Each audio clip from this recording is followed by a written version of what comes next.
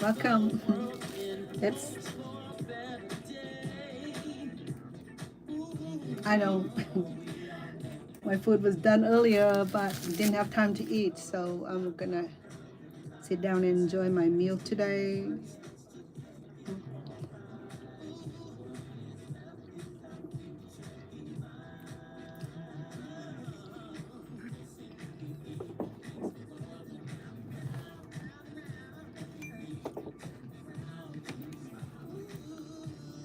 There's too much commotion outside, so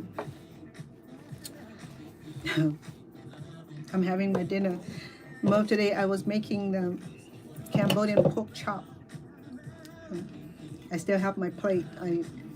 I warm up the meat because it's been minutes since I cooked it. Okay, so here's my dinner.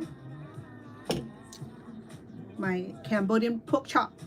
Okay, so let me see. And I have the shishiros,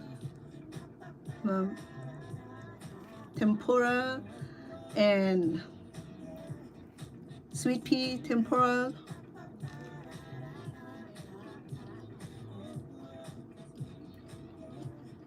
Enjoy Happy People by Stone Paxton.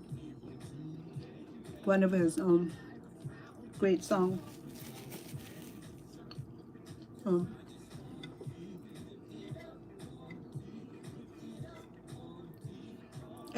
It's delicious. It's supposed to be since this morning. Not this morning, it was early afternoon. So to do this, I'm completing it with pepper sauce, and I'm about pepper sauce consumer. So here we go, my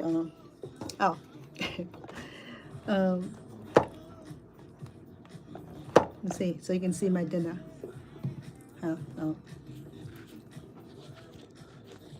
There you go. So I know the space is a little limited. So I have small serving of white grains.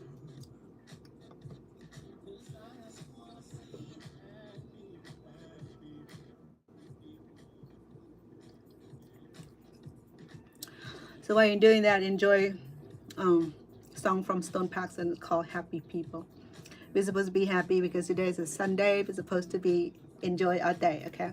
I have this Cambodian silk scarf that I thought that I will wear symbolically. Okay, so I have my beautiful carved cucumbers. So,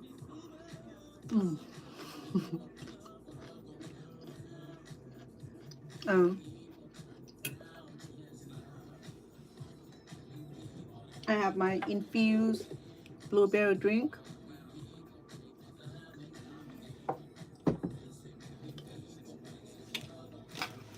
So today meal is pretty healthy. Okay, typically for this type of cooking, okay, it can be healthier than that. The only thing that probably alarming is this deep fried tempura.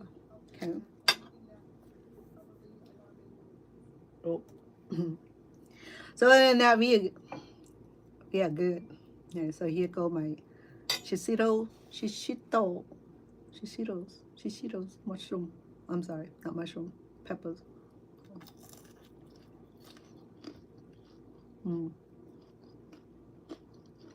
Definitely you have to try this, okay? Simple. So you definitely can use any kind of tempura of your choice. Just add water, and then you can use mushrooms, which I have right here. Whoop,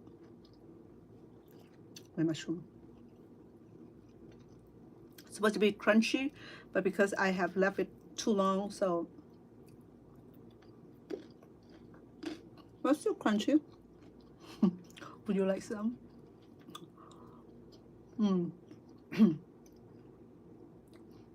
Hi, SJM.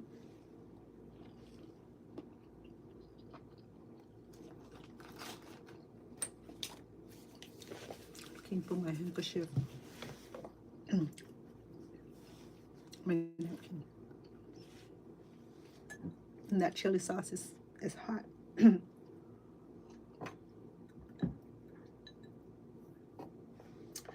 So this song right here is called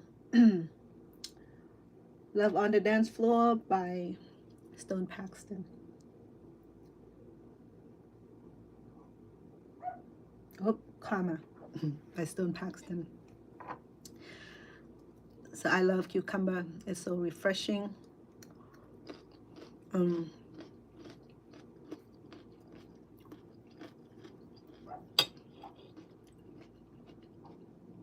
It's also the best way to eat your water is melon, any kind of fruits.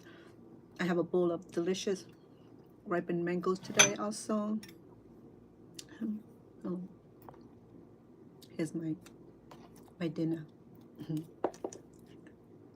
I love mangoes.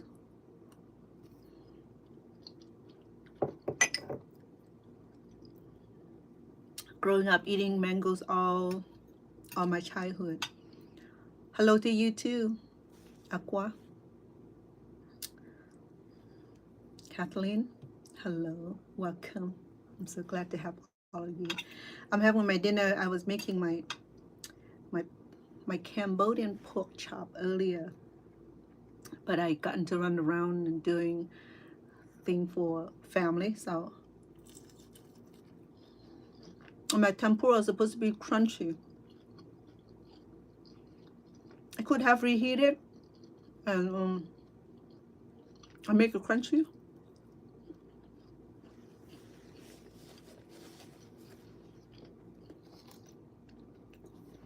Hello TikTok. Hi to all of you.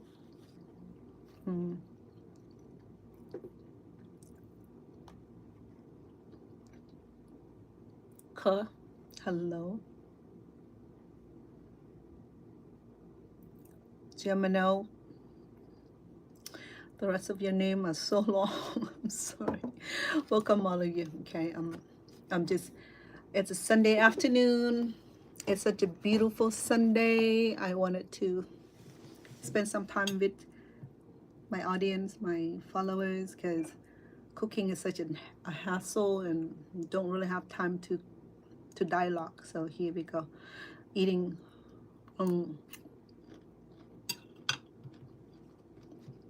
my Cambodian pork chop.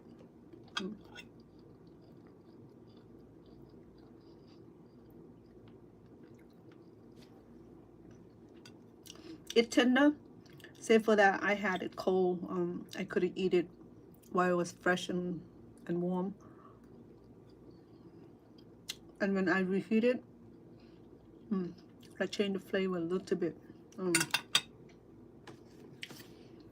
The best thing to eat meat is when it's right, fresh out of cooking. You know, don't leave it out too long because it can get hard. So this Cambodian pork, we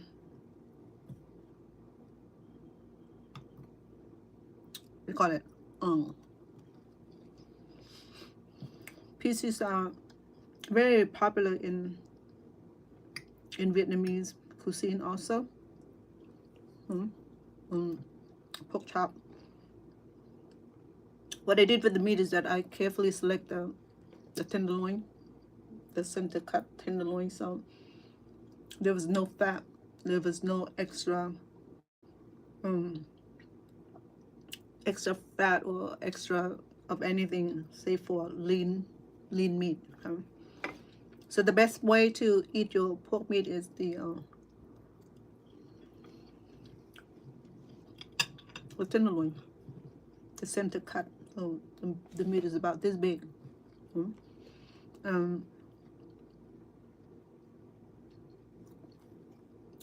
With that, we can really do a lot with the center cut. You know, we can do pork chop. We can do slow cooked tenderloins.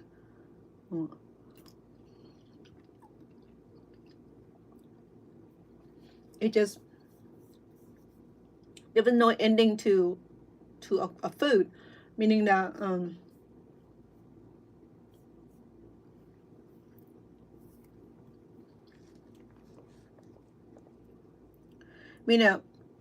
to make great food, it doesn't have to be expensive meat.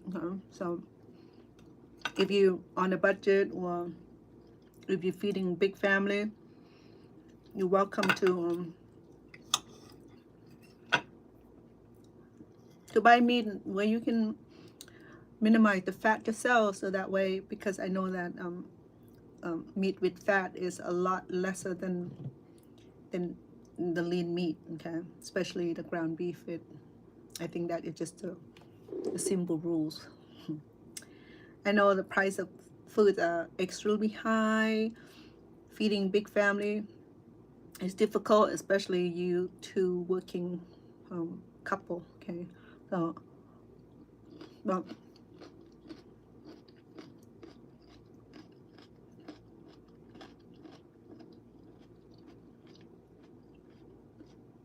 I know also that cooking at homes are very economical, okay.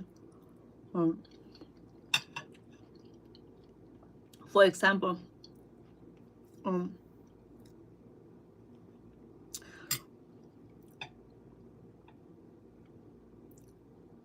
if we spend $100 eating out,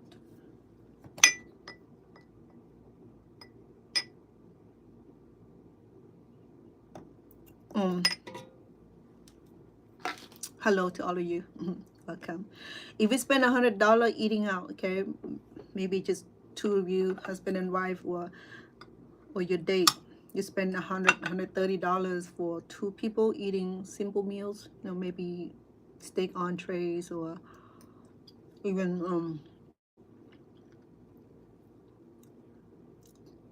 don't have to be elaborate meal, okay. I mean, the restaurant food is extremely expensive. So if you take the $100 to the grocery store, you can have a meal for family for 3 days. That depends on how you cook it, okay. So I know how it's like to have to be on budget, because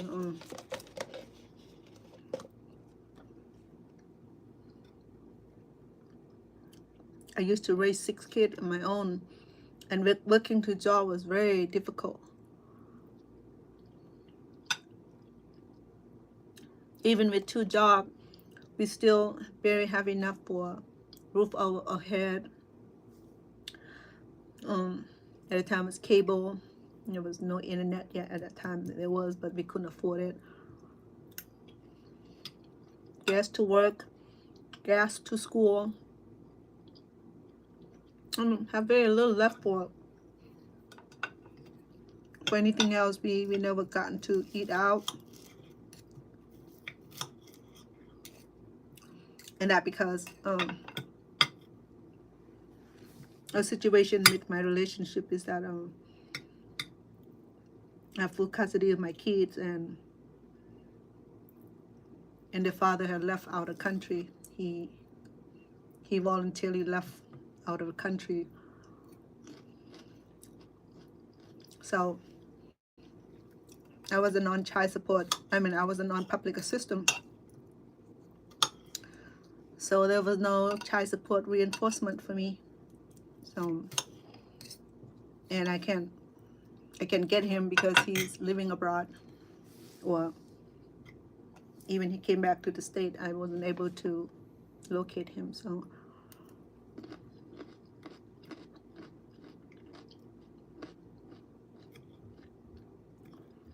but all the difficult year, the hardship years, we were living under poverty level. Even I work with 2 jobs, we're still considered under poverty level, in the day. And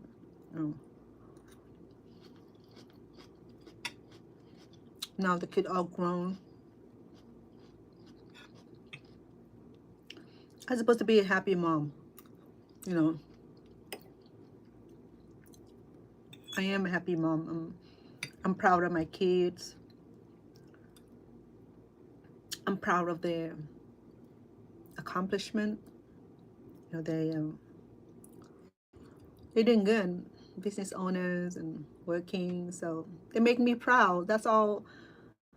That's all mom ever want to have in the children, is that they all graduate from high school, and the rest went on to get their occupational certificate and started working, started their business.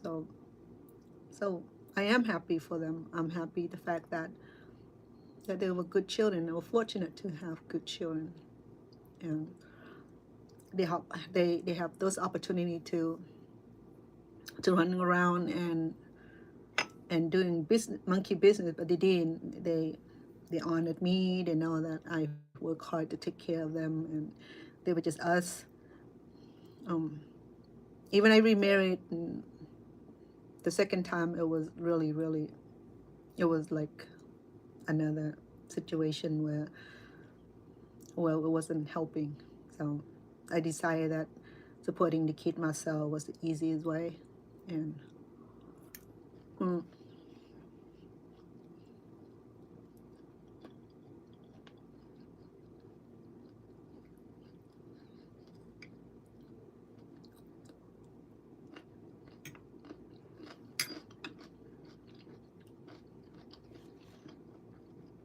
yeah, going back at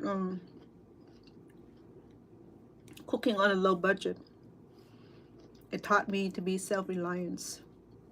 How? Though we didn't have the luxuries of a beautiful home, we have a reliable car to get us somewhere, to school and work for me, and we always have hot meals at home. Once in a while, maybe we have fast food, you know, that was just like a treat.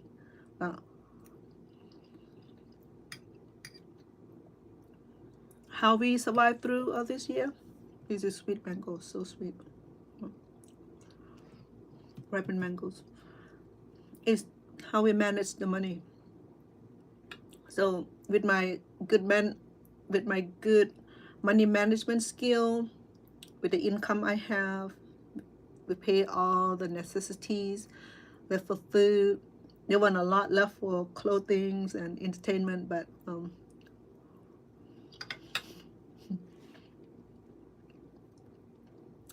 we entertain ourselves by going to the park, fishing occasionally. But the girls in sport, so there's their entertainment. But then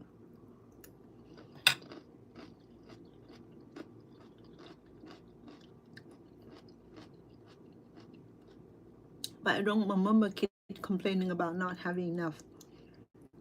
The only thing that they complained about is where they said that I wasn't around too much, always be working. And they have to walk from school because a few of them have after school programs. My first daughter, she was in ballerina school of art at Roosevelt High in Fresno, California, and two of my other kids at Dungan Polytech, and my son was in elementary school. No, he was in middle school, and my baby was in elementary school. And believe me, having kids attend 3 different schools, it was like deja vu every day. Well,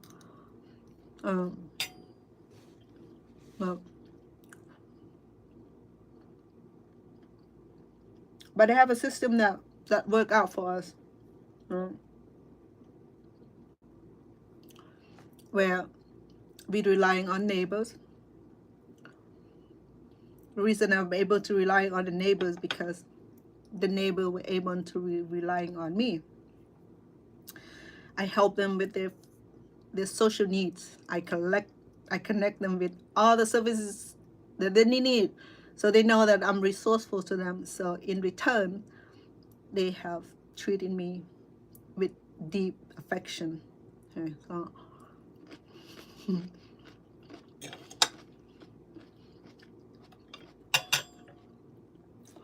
but luckily, one of my baby school was across the street, so he just able to just walk him to the front gate, and he was fine, and left with the three girls, well, four girls, because I was taking care of my niece also. So there were four girls, four teenagers. There was 7 kids at the time, 6 of my own. I have my babies and a toddler, and preteen, 14 girls. Imagine you have 14 girls at home. It's I don't recommend it, but if you happen to be in that circumstances, it was a circus. It was a circus, because you know the girls, they have special needs, and they have the thing like each month where they blame for, not to mention, I have them till Thursday. But other than that, I think we survived through it. We didn't kill each other. None of us have to go to jail for assault or battered each other. It was more peace than contentions.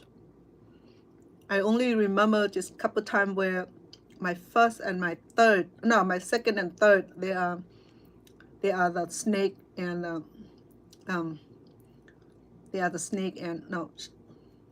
third one is born on snake year, and my second one, she was born on dragon year. She and I born the same month, same year. Hopefully it's not the same date. So sometimes they crash. You know, sometimes they have the differences, but don't be mistaken, no. They like this, despite of their attitude at each other from one point to the next. Okay, so they have the disagreement. One, they have the disagreement is ugly, just like snake. You know, they coil each other around and they spit in their. I'm saying that the snake spitting the venoms, and the dragon has the little fire. You know, if you know what I'm talking about. Well, that they are separable. They love each other. If they have the differences, then don't take side. Don't ask who start, and then it become my issue. So when they have the little fight, I don't get involved. I know that they're sisters, so they don't stay mad long. They don't. But if we get involved, then they stay mad long at me. So it's best not to like integrate or involve. Let them figure out their own problem. Let them solve their own problem. Don't step in and try to solve the problem for kids when they're fighting. No, because just like adult, we fight. They don't step in. They don't step in to integrate. You know, when my ex-husband was abusive toward me, they didn't step in to help me. Well, I have to help myself. I have to get out. So that's what I did. I packed the kid and leave to safety, because you only give a person so much chance in life. If you know that you do no wrong to someone, kneel at the altar, promise to take care of each other in time of sickness and health and whatever the promise was, and they didn't keep it, we have the right to pack and leave. Don't give a damn, because the cycle of abuse it doesn't quit. Either you live in that cycle, become a normal, get used to it, take the abuse, live in the abuse, become the victim. It only get worse. Okay, the older they get, the worst treatment they give you. Some said, oh, don't worry, he will change, have more children for him, he will change. No. In my first marriage, 4 kids, he didn't change. I left. We married, start over, 2 kids. My parents said, 2 kids, keep. I was listening to my mom and my dad because they keep asking me when I'm going to produce children for him. Like 7 years later, after the marriage, I finally produced the first child. And that was it's not the mistake that I have the kid. It was the mistake that thinking that having kid will keep a relationship or keep a marriage. It does not. Okay, take it from someone who went through it. If those person is legitimate, kind, loving, and understanding, and are honest and truthful, it's fine. But if a person switches up, you don't have to. Just remember that. Okay, you don't have to be with the person. It's okay to walk out. I packed, left, never returned. Never. I'm a kind of person that once I walk away, that is it. You know why? Because in every relationship, we have the limit. Either we stay in that cycle of the abuse, because the abuse go into the cycle. You know, you have the contention, and you make it up, the honeymoon stages, and you go over again. It's just like in the cycle. It does not end. It'd be good for a couple weeks, a couple days, a couple months, maybe a year, and that cycle seems to come in. Especially people who like have chronic illness or mental illness or some sort of mental disturbance, you know, because we all have them, the mental illness, okay, whether you notice it or not, we do. We may have a severe one, or we may have a borderline one, or we may have a very minor case of it. Okay, we all have it too. It's for the purpose of survival. No one is perfect. I don't think so. Not that I know one. No. So I learned that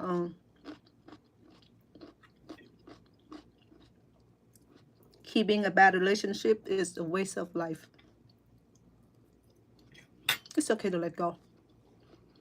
It's okay to feel sorry, to feel lost, to feel missed, to feel helpless. But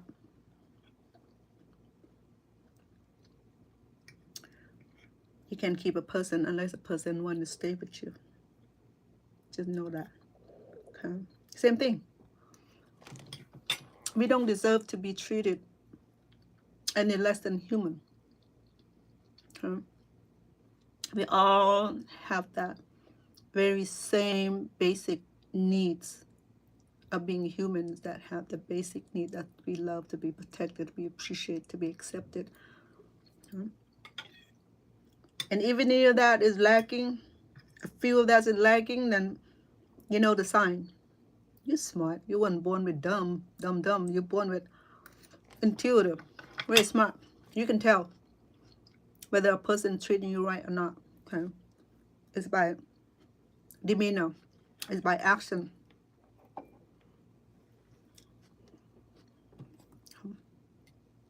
It's by the behavior. You can tell. This is ripened mangoes. I like to add sweet, sour into my meal because it helps with it bring that like the very, I don't know, a very delicious flavor and taste to the food.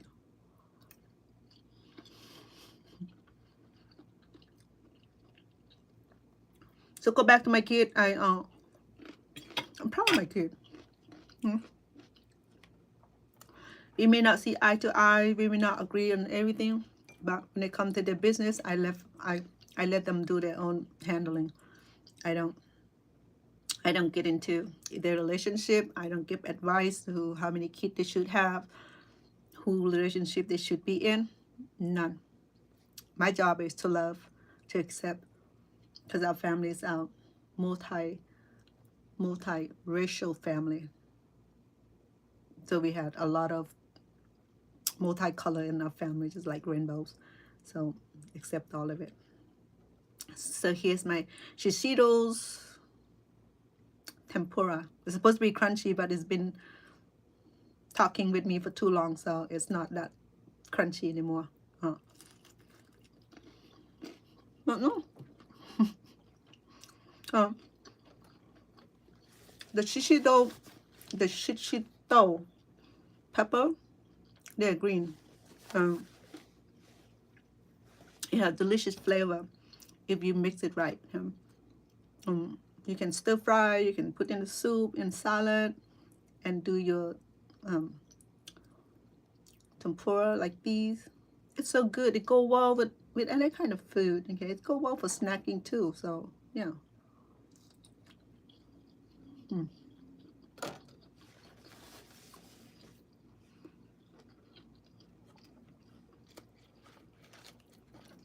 So Sunday is the day that I'm able to sit down and enjoy meal by myself or with companion. So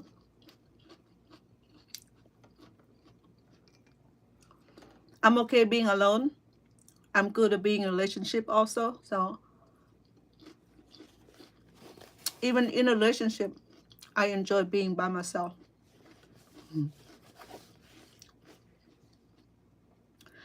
I enjoy giving each other space. We don't jump into each other's business. We don't need to check the phone. We don't need to check the time. We don't need to find out who's been with or who's talking to, who he's chatting with. None of that. It's not our business to know. If a person truly loves you, he'll be transparent. He will tell you.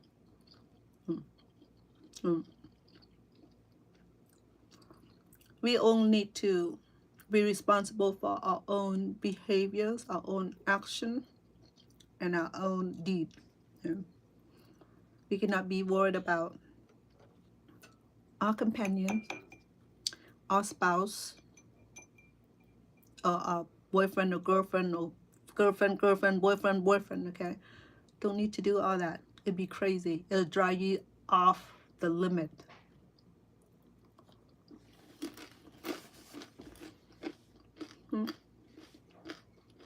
Learn to live alone. Learn to do self-accommodation. Learn to appreciate yourself. Learn to love yourself enough that you don't need to live with someone to be happy. Learn to enjoy to be alone. If you can't be alone, you find yourself with the internet, with the phone all the time. So that's another distraction, another addiction, where we cannot put down a phone. Sometimes that's too much too. You know what I mean? Just like we're trying to get the children not to be attached to electronic, when we cannot even detach from the electronic. Okay, so just do self-evaluation. Let us. I was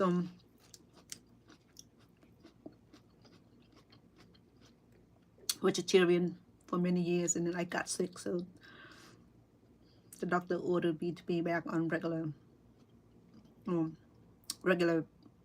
food many years ago, over 12 years ago. Vegetables still my favorite food. Though I eat meat, but moderately. Okay, sometimes I enjoy red meat, but I have to be completely done. And chicken and fish will be like some of my most common meat. But other than that, I was saying be economical by cooking at home. I mean it. If you live by yourself, so you're used to TV dinner, you just pop a frozen food in the microwave or in the pressure cook, and you're good. Or you go out and have burger sitting down by yourself, or whatever you decide to have, and that you able to afford within the mean of your need, then you do. But I'm speaking to the general public with family who have kids. Hi, Janali.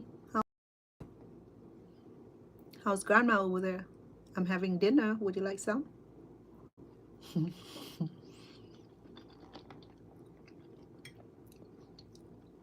making Cambodian pork chop today.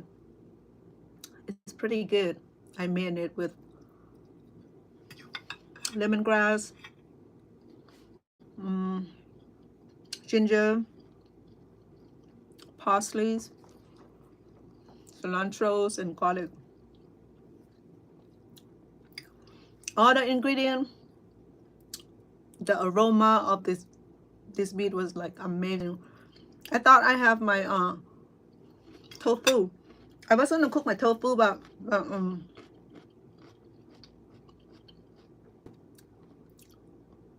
I was out of tofu. I cooked it last time. I thought I still have another platter, but I didn't. So then I ended up with pork. It was pretty good. You know, I don't mind. It's lean meat. It tastes so good, so tender, because I marinate with the with the ginger, because the ginger would do all that tenderizing the meat. So that's this awesome thing about using the fresh ginger or even powdered ginger. And then I have Shishido's pepper. Look at that. I miss you too, sweetheart. How's school? Oh, your aunt and your brother went to they went swimming.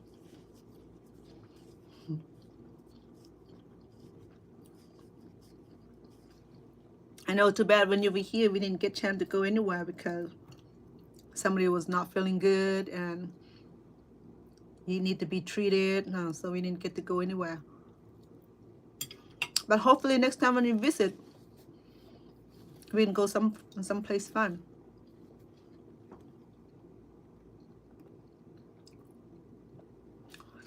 Say hi to all of you, my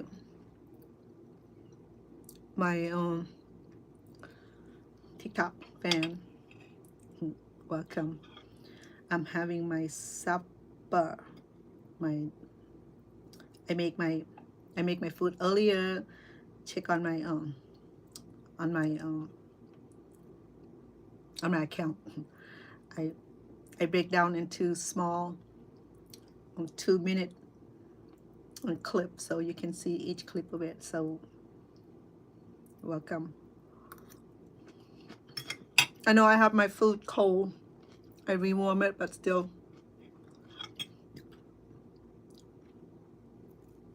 it's a little different. It tastes better when it's warm. How's your grandma doing? She's good? How's school for you?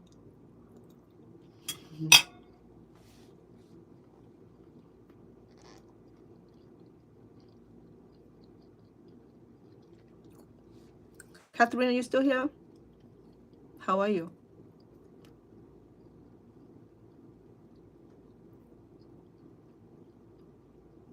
Aqua, are you still here? Welcome. It's a delicious meal today. I enjoyed it. I don't normally get to sit down and talk and eat at the same time. And it was the elderly always say that do not talk with your mouth full. So I'm not breaking any rule because my mouth is not full. I only eat a small bite, so it don't count. But still, it's impolite to talk when we eat. But tomorrow, a day off, the baby won't be here, so I started doing nanny a job. A daughter of mine known this particular lady for 8 years, and she's been coming to do her lashes and her facial at her shop. So they've been friends for so many years. So she just had a baby. The baby's only 6 months old. She's a big baby.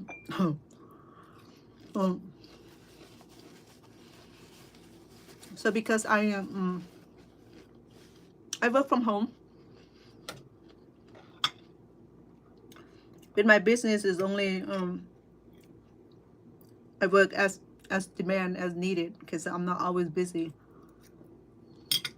doing interpreting online. So even with the baby, I still can do interpreting online because the baby is so good. She's so calm and yeah, very calm baby. I really like having her.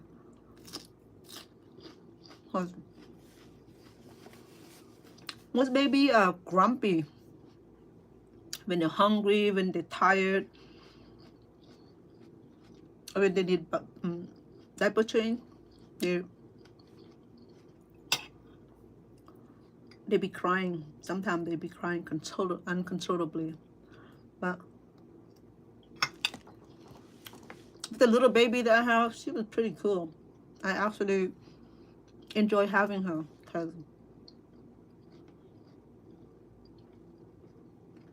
she was cool. You know? I'm sending you guy heart.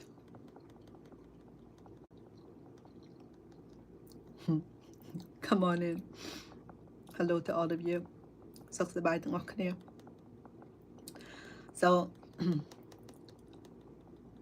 finally got to sit down to eat my dinner. It's a pretty good dinner. Cambodian pork chop.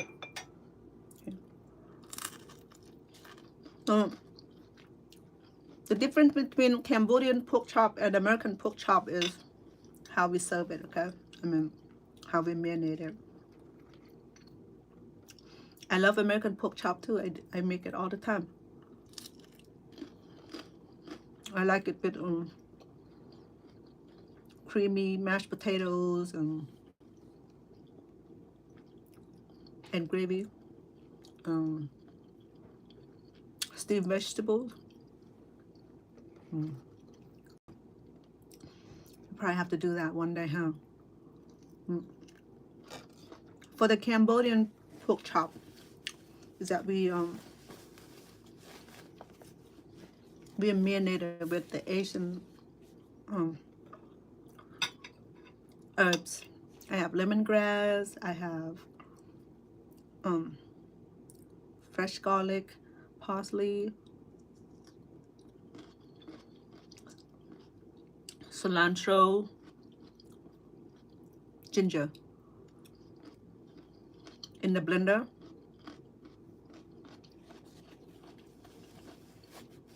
I blended so well, and I marinated. And I left it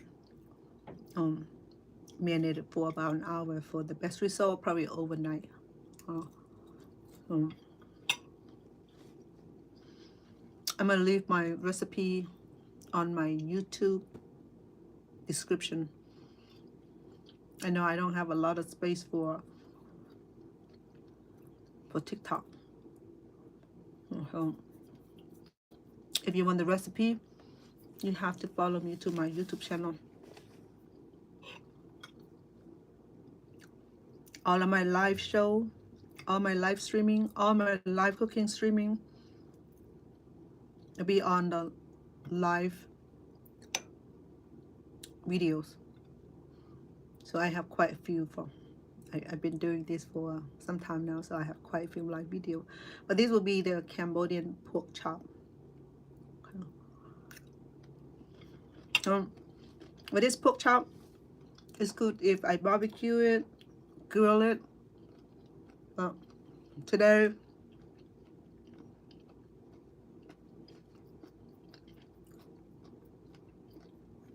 I sauteed it. Okay, so it was easy. I used the cast iron to saute it. It didn't take very long at all. And it's about 30 minutes, and it was done. And I make some chicken too.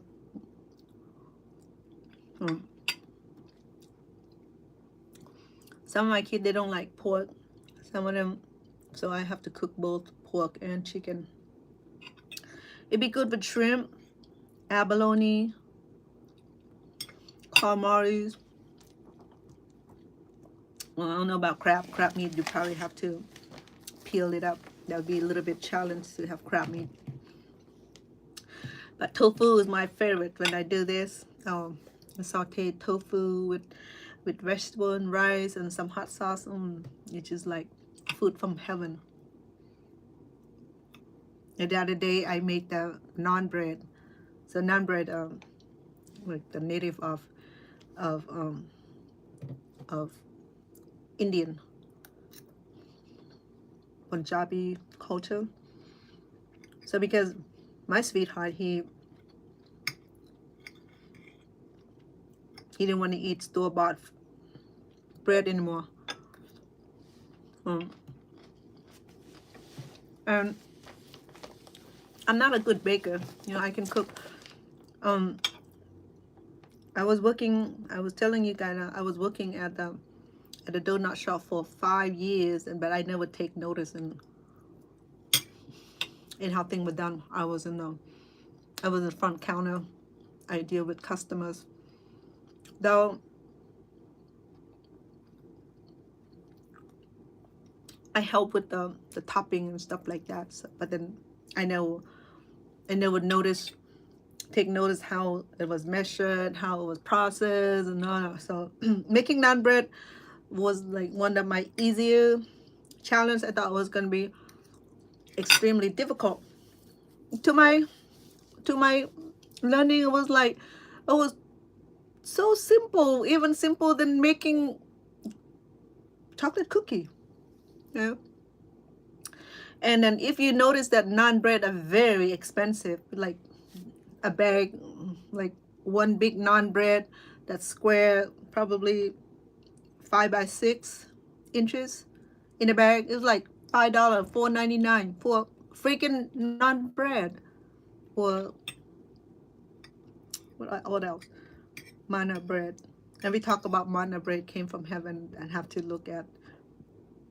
go back to the history in time where Moses delivered all the Israelites from the hands of Egyptian across the Red Sea. It was a beautiful story. Some ask me how they know so much about the Bible. Huh?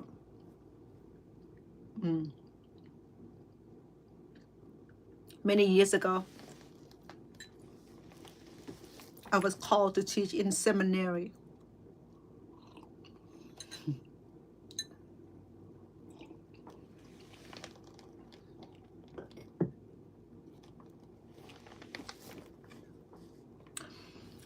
To teach in seminary, you don't have to be scriptural, but you have to know your subject. So I spend a couple hours per day preparing the lesson. So I have to read through every scripture verse by verses. If I don't understand it, then there was a book that had a commentate. It explained, and this textbook will also help the lesson plan. So we teach the old scriptures, the New Testament, the Old Testament, and in our church we have other 3 scriptures. So we each year we take turn on repeating all those scriptures.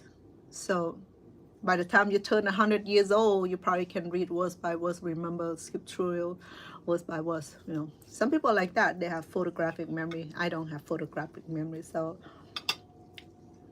but so I know a few beautiful story in the scriptures. You know, learn about Adam and Eve. If you Christians, learn about the children. Learn about the Great Falls. Learn about the Tower of Babylon, and learn about the 12 tribes of Israel, learn about birth of Christ in the New Testament. So many events. Okay, learn about David and Goliath, the giant.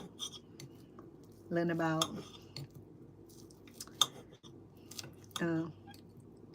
the children of Abraham, the seed of Jacob's, and all. So I was glad that the calling was not for me to even. The teaching was great, but mostly it allowed me to improve my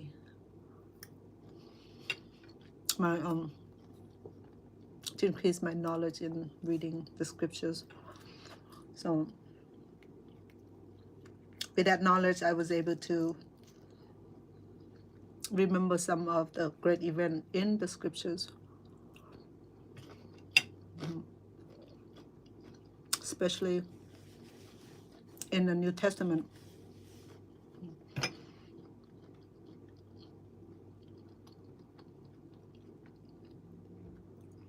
So there's a great difference between the Old Testament and New Testament. Okay, so the New Testament depicting the life of Christ after Christ was born, and so that's where the New Testament come in. And we learn about the Garden of Gethsemane. We learn about the crucifixions and his life and his ministries. He's being tempted, and the chosen of the 12 disciple and the teaching, so many great events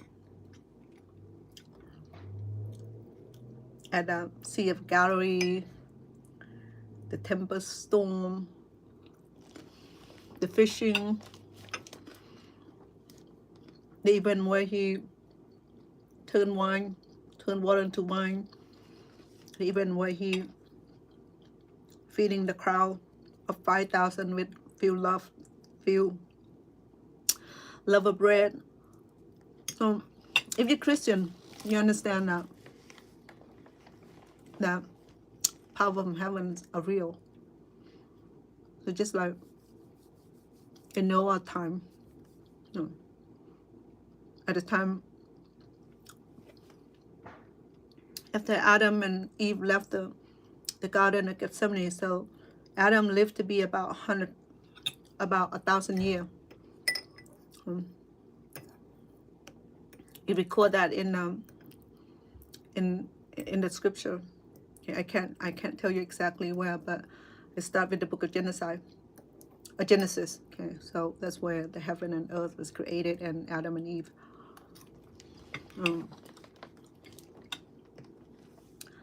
Because it's Sunday, we can talk about our faith. I was Buddhism converted. So I was born into Buddhism. Both of my family were Buddhism. So if you're born into Buddhism, then you're automatic into Buddhism. If you're born into Christianity, you're automatically Christian until you grow up to know that you have freedom of choice, that you have your free agency, that you can make your own choice as far as what religion you want to be involved or want to associate with. Okay, so a lot of kids that I knew about is that they were okay attending churches, functions, and it was good until they turned teenagers age, where their faith start to be wavering. A lot of them would leave their faith to go explore some other faith, or they feel that they don't like their parents' faith, so they break the tradition. They go join other church or join other faiths, or become atheists, or just don't believe anything at all. So then so how do parents feel about all this? I have those in my family too. I don't condemn them, I still giving the loving support. Nothing changed. I just live by example. Allow them to live it, because I live them too. I make mistakes. I make many mistakes in my life, and I always come back and be at church. This time where I became inactive for so many years. No, but I always find my way back. So I believe that the children the same way. And give them room to grow. If they find another faith greater than what they were brought up with, then let them be. I'm sorry, the kid taking a shower.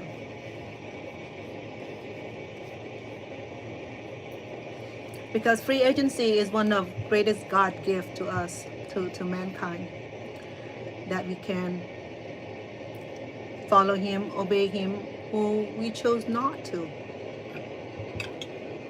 But just know that in the scriptures, the quote that toward the end, every knee shall bow, every tongue shall confess. It's harder for a camel to go through the eye of needle than a rich man to go to heaven. I don't remember where the scripture came from, but when this rich man, he approached Christ and he wanted to ask the Lord what does he have to do in order to get to heaven. So the young man was born in a rich family. Can't remember his name. Oh. So Christ told him that, I'll go home, sell all you have and give to the poor. So the young man said, is that all it takes? Go home and sell all my possession and give to the poor. So the Lord said that it's harder than the man to go through the eye of needles than the man to get to heaven. So before, I didn't understand what the eye of needle mean, right? I talked about this before. So I thought that the eye of needle referring to the sewing needle, you know, the little eyes, like itty tiny bit eyes. I don't have needle with me, but then I read it again. So I started asking people, said, what does it mean by it's harder for a man to go to heaven than a camel to go through that iron needle? So you know how big the camel is. So the iron needle is, so during the Renaissance time, where men are always fighting over the land, over women, over whatever reason, they always be fighting, right? Especially the Israelite, they always be fighting. They're still fighting now. I'm sorry. There's no peace. So they built the fort high up with rocks and stuff, or wood. And so then they created iron needles this big, okay, so that they can get up all the top of the tower and look through the iron needles, just like telescope. Those times there's no telescope, so you cannot see far. So by that iron needle is probably about this big, so he can look through it and see if the enemies are coming, so they can see far away because they're up on the watchtower. So I didn't understand what the scripture mean by it's harder for a man to go to heaven than the camel going through the iron needle. So the iron needle is this big, and the camel is about what, 500 pounds, or even 1,000 pounds, or 1,500 pounds. So how is camels going to go through the iron needles? I'm still so. So I learned a valuable lesson, okay? It was the parable, taught by parable, and the Lord trying to teach all men by parable. He had all kind of parables. Just like my great-grandparents have the very same, not same parable, my grandparents taught by parable also. So this is, now let's talk about my grandparents, how they taught with parable. So as a woman, we were told that do not whistle. I can't go. So if my grandparents found that I whistle, they would slap my mouth. They say, oh, don't do that. So why, great grandma? The women are not allowed to whistle. Why? Because the ghost gonna slap you. Is that it wasn't ghost slapping me, it was you slapping me. Said, oh no, I'm doing that. Just remind you, do not whistle. Women are not allowed to whistle. So I never asked grandma why women are not allowed to whistle. Beside that, she gonna get slapped by the ghost. And I believe everything she said. And then another parable that I was taught is that that the sugarcane plantation, you know, it's a big, can grow up to about 10-15 feet long. And and many of you who know sugarcane, it's very sweet. It depends what part of the sugarcane that had contained the most sweet sugar. Okay, it's very bottom. Okay, in the middle is fine, but on the top there's no sugar content on the top of sugarcane. All the sugar is on the bottom. It's just like any fruits. That's it. Okay. But no, it's not true. Only fruit that I know that the sugar sit on the bottom. Sugar cane is not fruit; it's plant. The pineapples.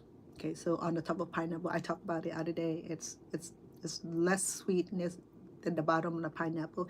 If you don't believe me, you tried it. If you peel pineapple and tell me which part of pineapple had the sweet sugar content, most sugar content will be on the bottom of the very half bottom of pineapple will have the most sugar content. Okay. On the top, not so much. It had that sourness to it. So the parable that my family taught is nothing like Christ. Okay, it's a little tricky because as a young kid, never been to school, taught how to read and write and be smart and be wise like them. So they're taught by trick.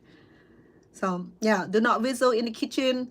I cannot do that because the ghost gonna slap me. But I got my first slap when I whistle.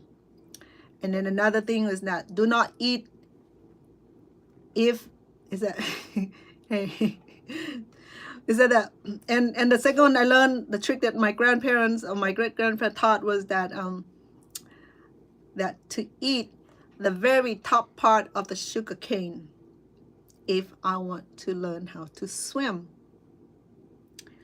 and that the bottom part of the sugar canes had dog urine on it, because dog in Cambodia, they go around and urine and spray on every plant, right? So it's true that the bottom part of the sugar cane, you'll find dog urine on it, because dog in Cambodian they're not house dogs, they're outdoor dogs. So they go roam free, find their girlfriend, boyfriend, their mate everywhere, and they go into the neighborhood, they go find food.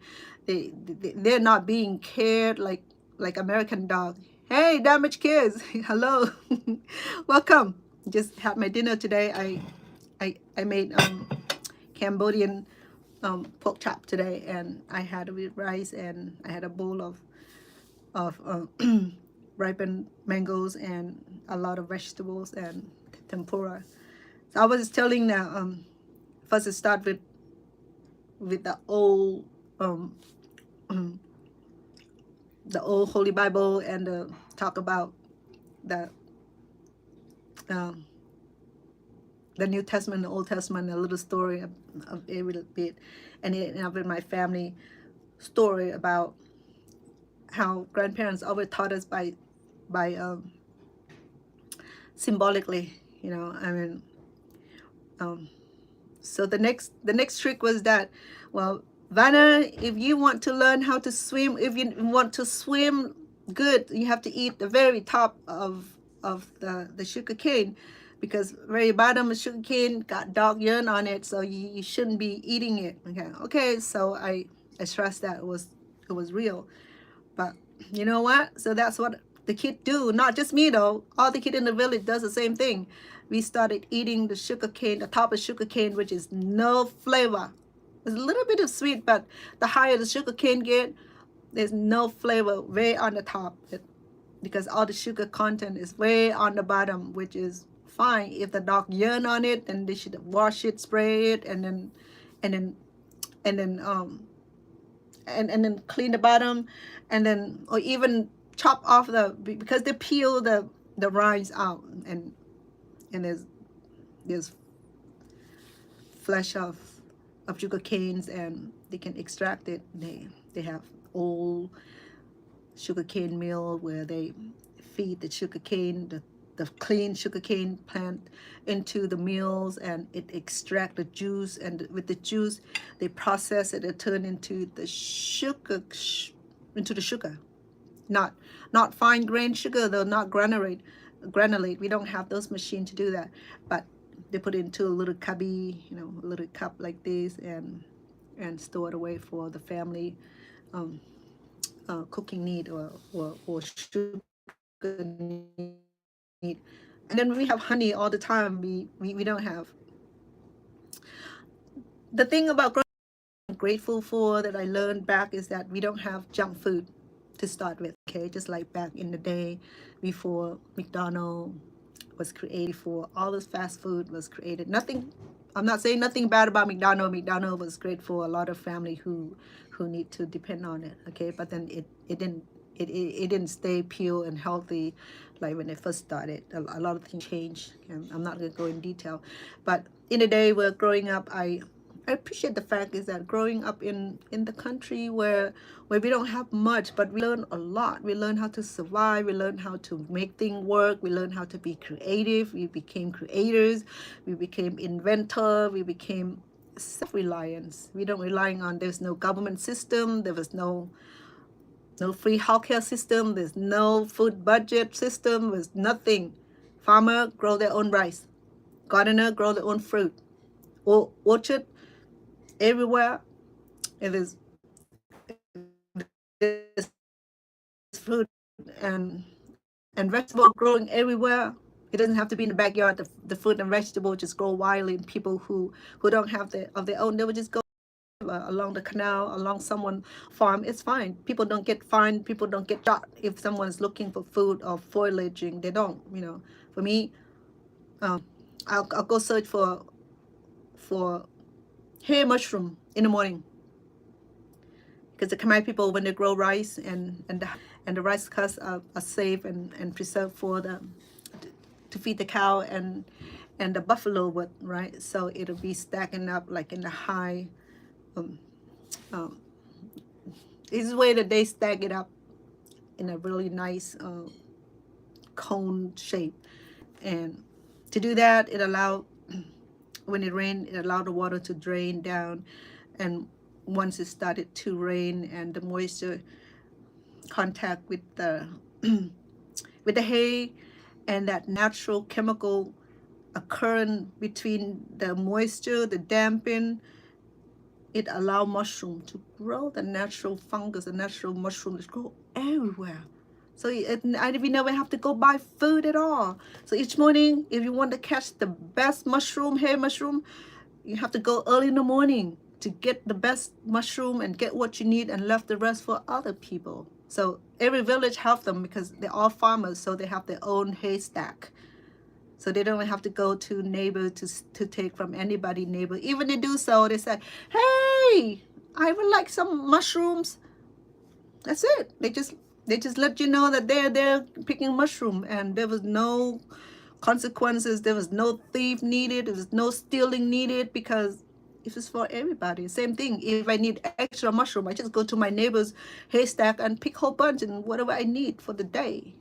So if you don't need for the day, you don't take it. Allow other people to have it also. So we in the community where we call the reciprocity city or society.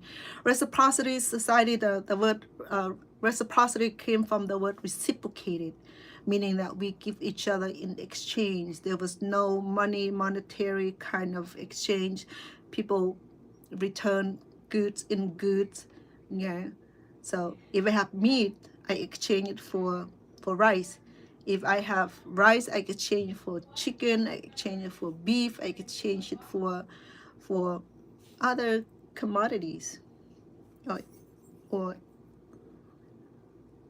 provisional. So there was no thief, because there's no reason to steal, because if you want something, take it. And so that's why you see Cambodian home, we don't have lock. They live on the bamboo thatch. There's no even no lock. They're not scared. Who's gonna come in and open the door and rape them? It was too simple. My village don't have lock. They live simple. That reciprocity society work well because the only thing that people look for is gold. Okay, they love gold. But then the city that we live in was like very harmonious. People have enough to eat. They don't have to steal. They have their own farm. They're too busy just to work on their farm. They don't have time to go rob anybody. Absolutely. You know, because they're too busy already. So they're too busy growing crops. They're too busy raising their family. So they're too busy to do all that. So they don't have time to go rob anybody. They don't need to because they have what we have. So we don't even need to like stealing from anybody. If my grandfather go hunting and he caught a big deer, or if he go hunt with 5 men, they come home, they divide into 5 portions. And with those portions, you can give to whoever you want to give. Or they decide that they will like take enough and the rest will go to the villagers, to the family members. There was no money exchange for food. Everything was just like reciprocated because it was a reciprocity societies where now we hear, no, there's no reciprocity. If you want service, you pay for it. You want food, you pay for it. There's no exchanges. If you have $1, then you can get a burger. Then now you can't. Okay, if you have enough $10, maybe you get a simple meal, maybe a burger and a fry, but not enough for a combo. Okay, so we all about capitalism and individualism, where we don't value each other. We don't value humanity. We don't value family as much. But in the day where I was brought up, that was the kind of society that we live in. We're not poor folk. We just, you know, in the village I live in, people live comfortably. Their home made out of tile. I was telling you guys the other day that, you know, to have a tile roof, you have to have some sort of establishment. I mean, if you own lots of farm, you have good money, because the regular home in Cambodia would be bamboo on the stilt, and then the and then the roof would make out of shield, out of leaf, out of grass, out of natural material. Okay? So if you're in Cambodia and you're looking at driving along the street and you see the house on the top of the hill and had tile roof and nice structure, believe me, they have money. Okay, same thing. So the reciprocity now is still, as you see that the thing that's going on along the Thai border. You see that I don't see the government stepping in to support and to help and to comfort, to feed, to help the front lines soldier, to help the refugees. Okay, even they do, I didn't see any. Okay, the only time I saw when the Prime Minister of Cambodia spent their own money to buy 1,000 scooters for the soldiers to use in the military to transport good and food supplies up to the mountain, because the mountain is too steep. So they can't even take the bicycle up there. It's too muddy, it's too swampy, even to climb on the rope to get on the top. So it could have been, what the government could have done is that to drop the food on a helicopter or some sort, you know, some jet. But then I think they're afraid to fly over in the air because the oppositions are attacking them. They're still attacking them. So there was no safety net. So what the Cambodian soldier does is that they carry everything on their back and they hang on to the rope and get up on the steep mountain where they're stationed at, okay, so that they can see the enemy where they're coming. They don't have like professional stethoscope where they see in the dark. They don't have all those sophisticated war equipment. Okay, they just old, they not old, okay, they just experience guerrilla fighter. They fight in the jungle, they can survive in the jungle, they can find food in the jungle, they can live in the jungle. There's water on the top of mountain, that natural occurrence. They have this natural well in the top of the mountain, and that produce fresh water for them. So when the rain come, it collected. So the great thing about Cambodian is that it's almost like godly design, you know. So then the only thing they have is to get some grains, some batteries and stuff that they need to help them cook. But you know, they don't even need gas stove, because they can burn, they can use the firewood, they can collect firewood, and they build fire and cook food. That was sufficient. They know how to survive. They can put it that way.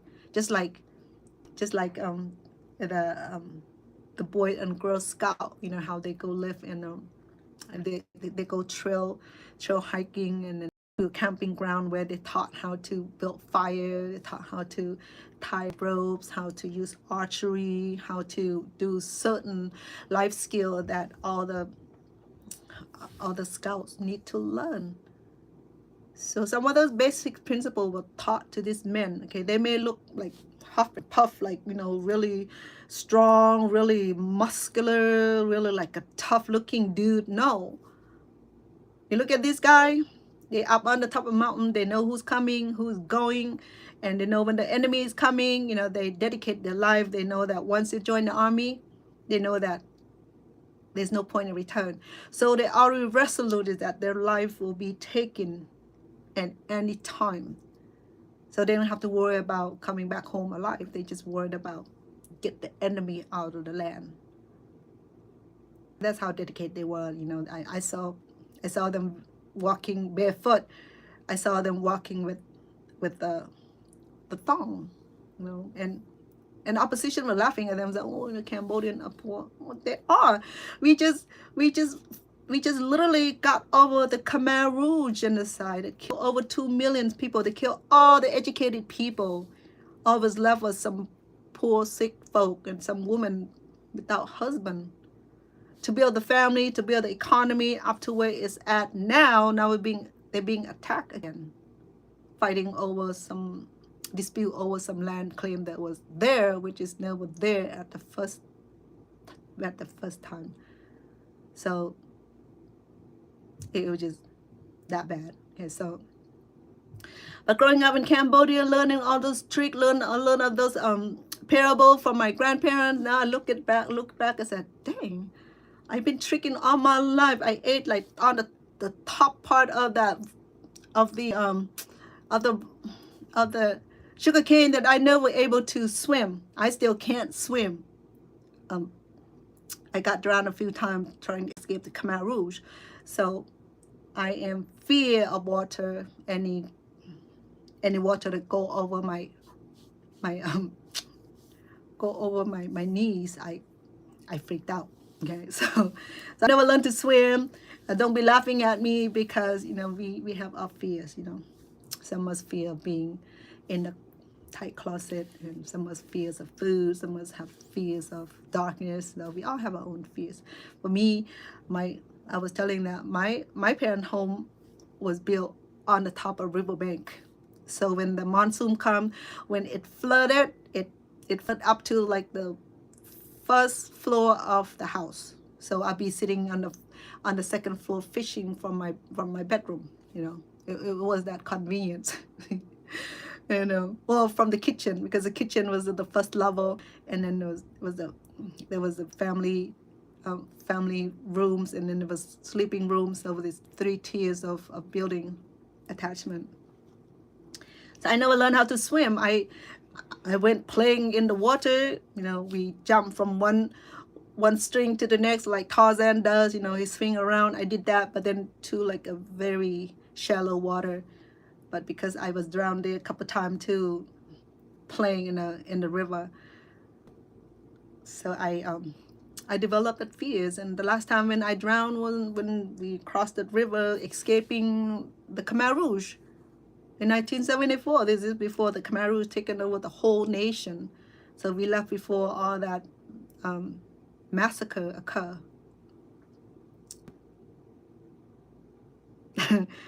For the recording, that's just a life experience that I went through. Thank you. So yeah, so I never learned to swim up until now. My daughter invite me to go swimming all the time. I would go with them sometime. I just sit with my feet, splashing on the water. But I'll go where the kiddie pool is, I can handle the kiddie pools. Yeah, and so I can't blame myself, I mean, that's easily overcome by practicing and all that. But then I never make an attempt, and I don't care if I ever gonna be able to swim. So my sweetheart would say that, well, I'll take you to go learn how to swim one day. It's been 4 years, so we haven't been to the pool yet. So I'm okay with that, if I don't ever learn how to swim, I'm cool. So now go back to when my parents said that, well, eat more of the top of the sugar cane, I will know how to swim. That's all a lie, because all they want is that sweet sugar cane on the bottom of the sugar cane to themselves. I can understand that, but why put me through that belief that eating the top of the sugar cane will help me become a good swimmer? It's like, it doesn't make sense at all, and then can't whistle in the kitchen because that I will offend a ghost. The ghost will slap my face. It's like, did ghosts can do that? The ghost is just like a spirit. You can't even feel them. How they're gonna slap me?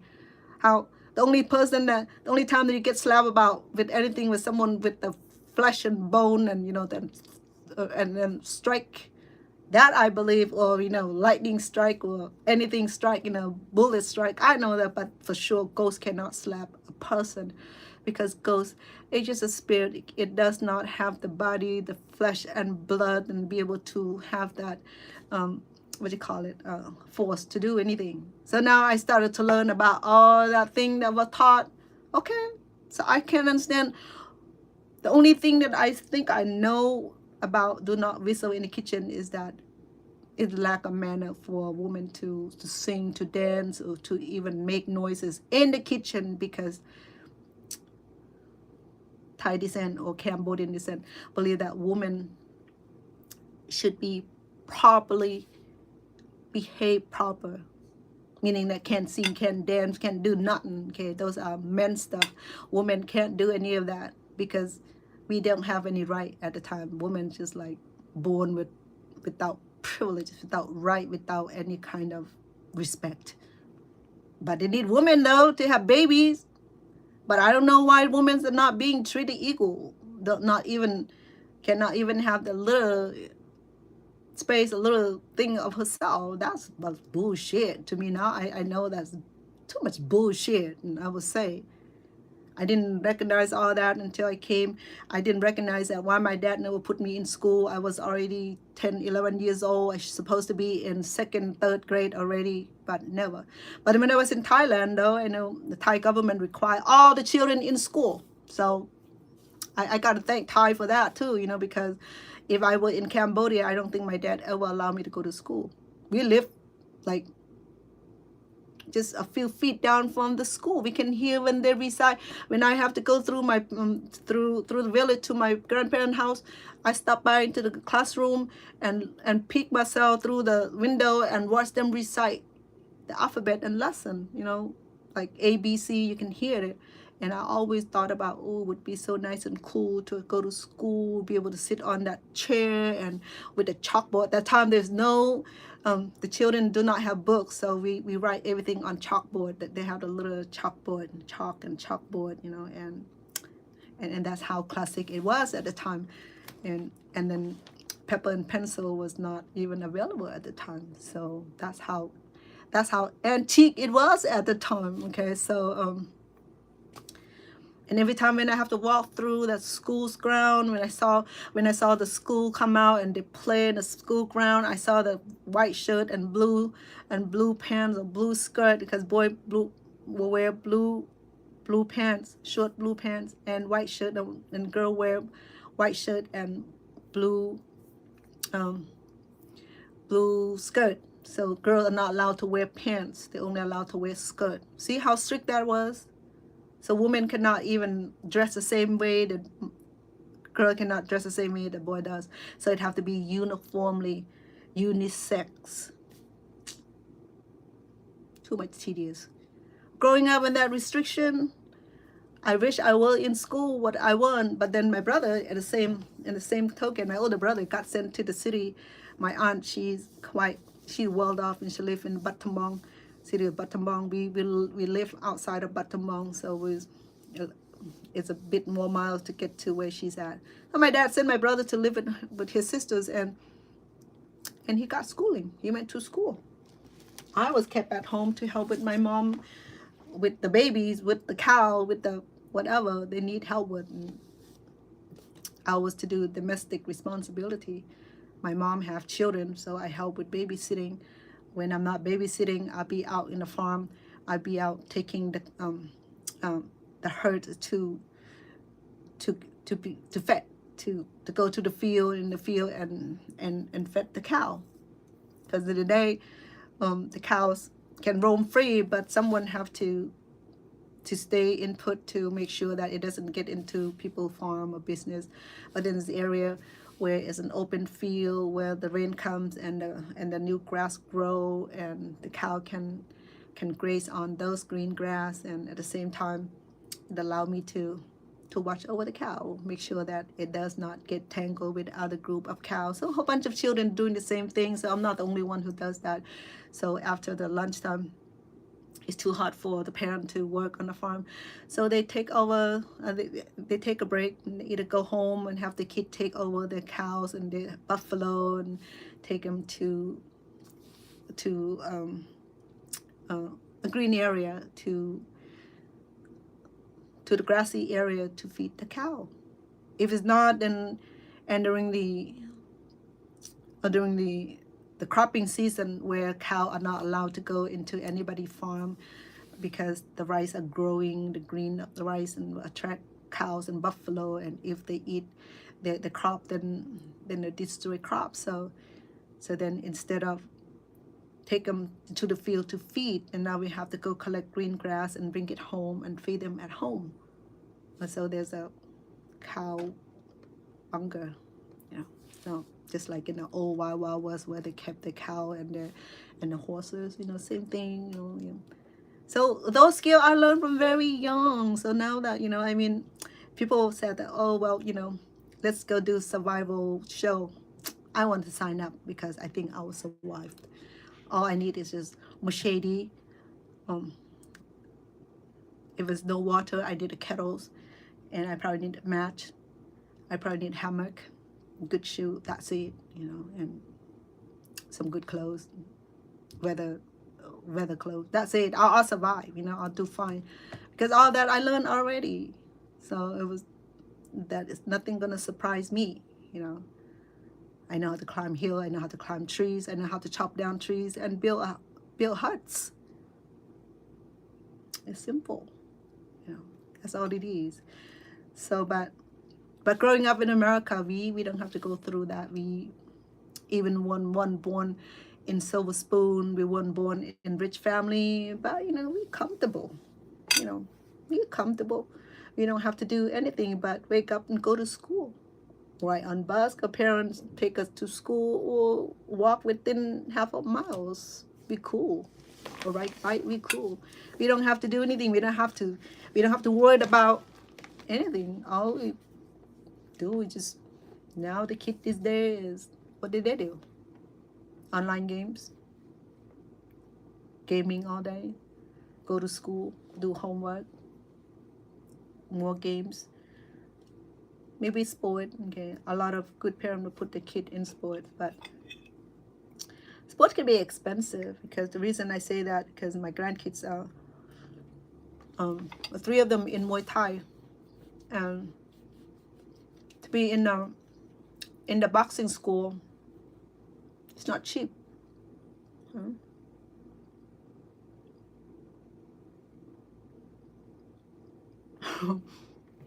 We should.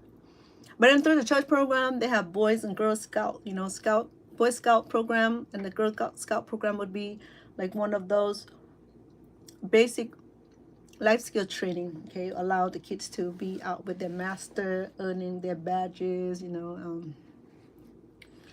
I think I don't remember how many years it before they earn their master badge. The Eagle badge, is it Eagle badge?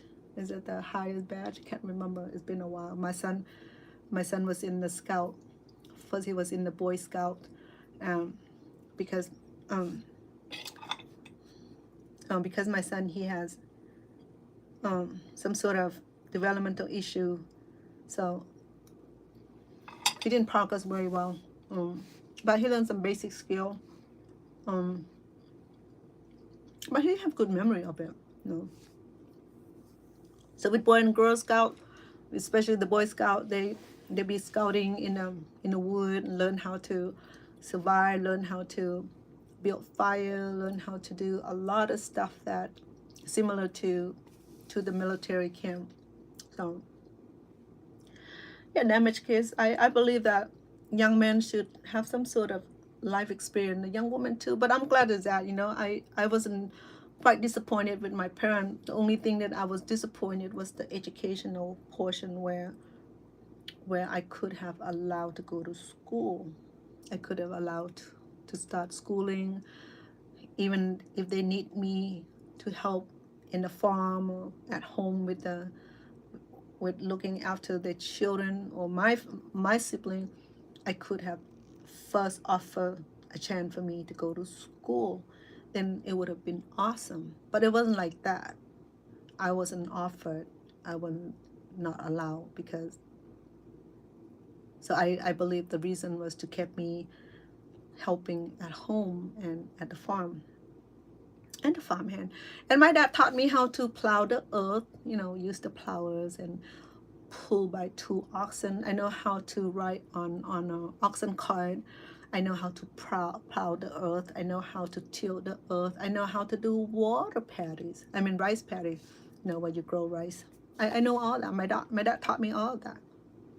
So sometime when I was left at home to look after my baby brother. So I have 2, 3, 4 brothers after me, 2 brothers and 2 sisters. So my little baby wasn't born yet at the time, my baby sister, but there were 3 of them at the time. So the little one, he was just baby. So I stay home to watch her.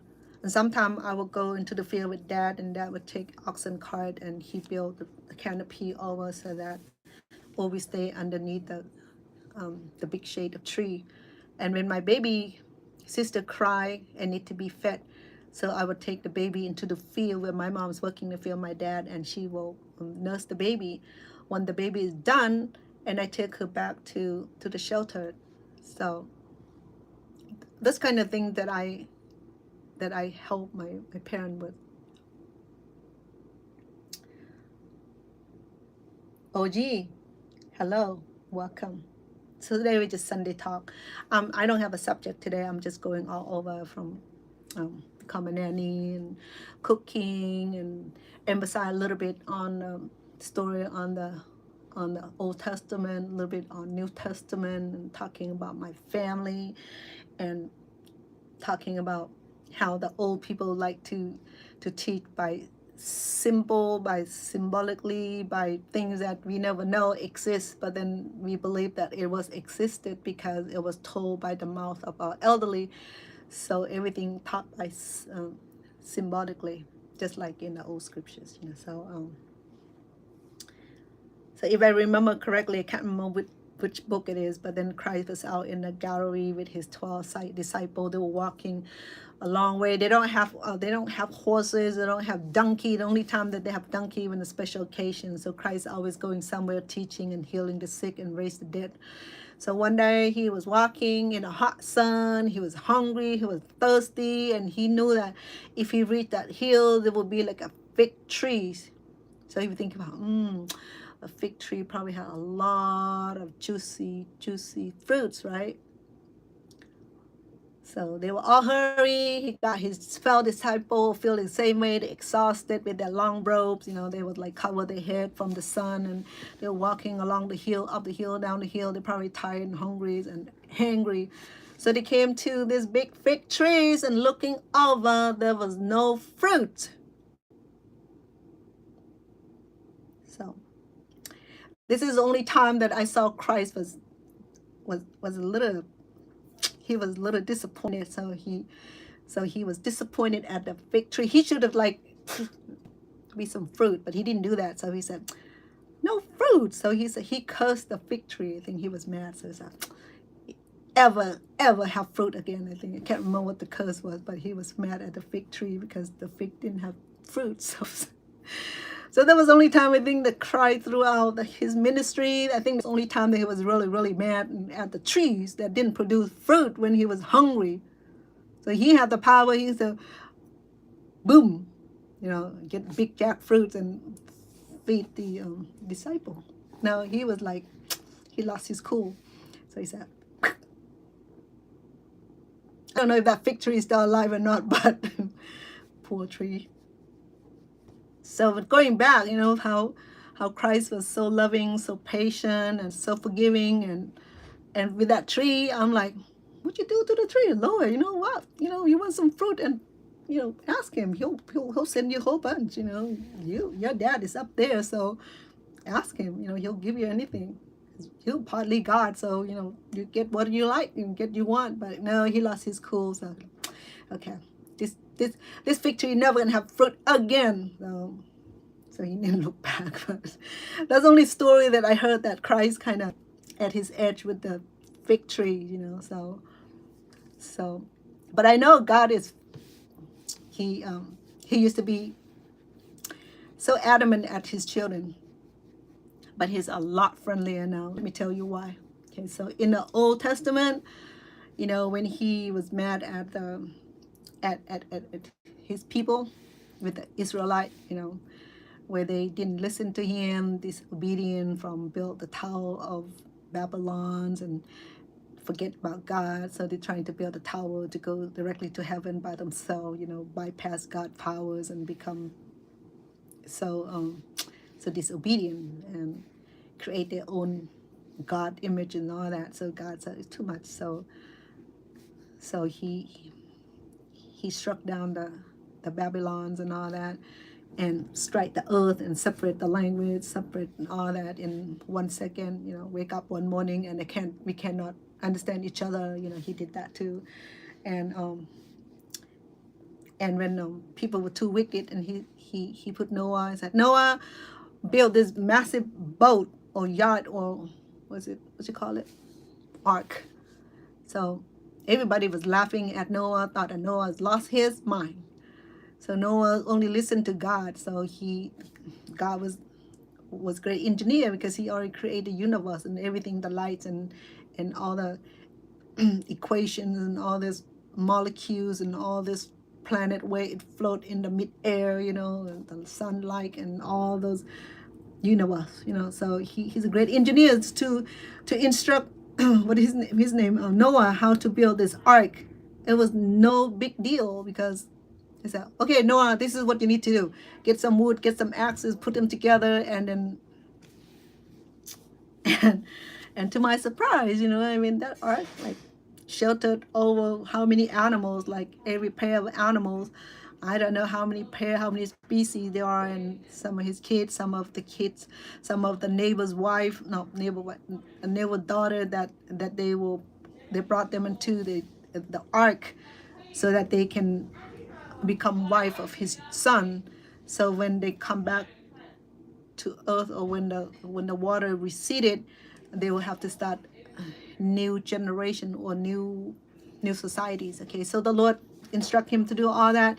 Hey, you know, when the boat is done, collect all the honey, the birds, the seeds. Before you flood the earth, everything gonna be annihilated, everything gonna be gone. So he said that to preserve those, Noah and his family have to go out and collect the honey, the bees, the seeds, the animals, and put in pair, boy and girl, so that way they can repopulate it. Same thing for his children. So for his children, God said that for his son said, go and ask for this hen, for this young lady, and bring her to the ark, and some of the girl will come into the ark too if they believe in such and such, and then for the girls, for the daughter, will go get go invite men to come in the ark also, so that way when all this is over, they're gonna get married and start family, because now the whole earth gonna be annihilated. No one's gonna be alive. I can't remember how many days flood was. A 44 something day. Always in the Bible, like symbolically, like 44 day. Christ fasted 40 day, 44, 40 days. Forgive me for that. So for that long, everything gone. I mean, the whole earth was just like all gone. So I don't know what that's. So I can see some of that evidence here too, because I live in this valley here. I can see like layer of water. I agree. I believe what's said in the Bible is to be true. I don't question God because He's too powerful to deny or to blaspheme Him or blaspheme me. Okay, do not blaspheme me, God, because that's like the first sin of all. So, yeah. So Noah was building his ark, and people was laughing at him, said he was an old crazy man. Nothing gonna happen. The earth is not gonna be flooded. So they were laughing, and they condemned him.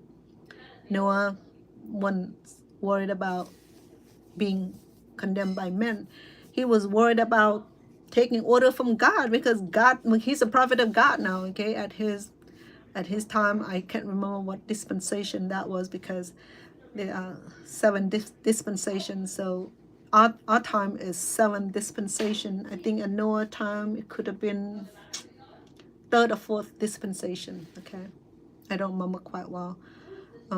Each time when God called on a prophet to have a living prophet on earth, it's called a dispensation. So Noah was like, all he does was instruct his men to work on the ark according to the blueprints that God given him, instruct him to create the ark. So Noah wouldn't argue at all. Noah know that because he walk and talk with God, so he know what God say is real. He's not about to play with Almighty, because he will be flooded too. He'll be drowned dead. So Noah took every order that God given him, and can't remember how many years it took him to complete the ark, because it was big. Okay, so when it's done, all that was gathered, and God said, seal the door, bring the fruit, bring the commodity, bring your improvisation for yourself, for your family, for the animals. Imagine, I don't know how many level of the ark, where they put the elephant, put all those, put the bee, put the bird, put the chicken, put the buffalo. I'm sure that they have to put partition and eat partition, because the animal, especially the tiger, will want to eat the, eat the fawn, or the lion. They would be like, when they're hungry, they want to eat a buffalo, what have you. So I don't know how they even engineered to where to keep certain animal away from certain animal type, so they don't eat each other. Or maybe God just put a trend spell on them, so no one will awake at the time. I'm sure that Noah was awake, because he did come up to the deck and check by sending the dove, and to see if he can bring him the leaves. I think it was rain for 40 days or 40 night, or 44, 40 day and 40 night, until like the whole earth was nothing but water, just like in the middle of Pacific Ocean. There was no land. Okay, so the rain continues. It just keep coming. There was no indication of rain stop raining. So everything was lost, save for the family of Noah and the maiden hand and the man that's supposed to be wedded to his children or daughter or son survived, and his wife. So, when the dove bring the leaf indicating that the water have receded and um, it's okay to be on the ground again, and then the civilization started. So with the seed of Noah, his son and daughter, and because Noah lived a long time, I can't remember, I think they lived like 500-600 years. Imagine 500-600 years. The normal life expectancy for American or people here on earth is about, well, my grandmother lived to be about 125, so that's a long old age, and my grandfather lived 108. My great aunt lived 108, 106 here in Long Beach, California. So she inherited that longevity from her side of family, which is on my dad's side of family. So yes, so if you look at if Noah and his family lived to be 600-700 years, then how many grandchildren were born in that time? So he'll be able to see like great grandchildren, right? So then you can see the posterity growing, and again, when men see God great, so they become obedient, so they became. Cece, hi, sweetheart. The damaged case is still here. I think she's still listening to the story. So today, which is Sunday, so I bring a little bit about. Right now, I'm talking about Noah and the great ark. So it reminds me, that dispensation, the Lord do thing. He was a lot fierce at the time. Where when his children become disobedient and he just can't stand them, their behavior badly, so sometimes he flood them, he divide them, he send them to captivities, he strike them. Now he's a lot easier, though we don't recognize the symbol that he did to us. We don't think that he even there. A lot of people don't believe that God is there. If you're Christian, you know what I'm talking about. If you're Buddhist, it's okay to hear certain story, because I came from a Buddhist background. I know a little bit about Buddha. I know a little bit about the teaching gospel principle. We can talk about that another time if you like. I don't know as much as I know about Christianity. I don't know as much about Buddhism or Buddha more than I know about Christ. Because I study Christ's teaching and Christ's principle. So therefore, I can tell about Christ's ministry without even look into the book.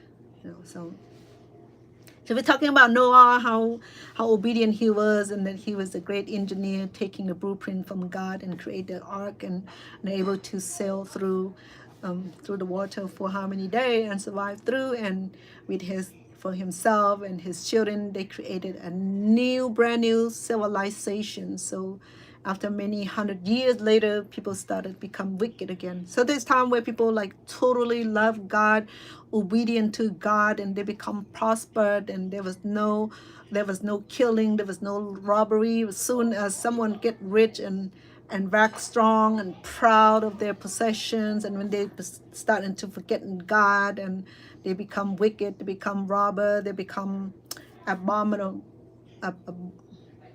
abomination. So then,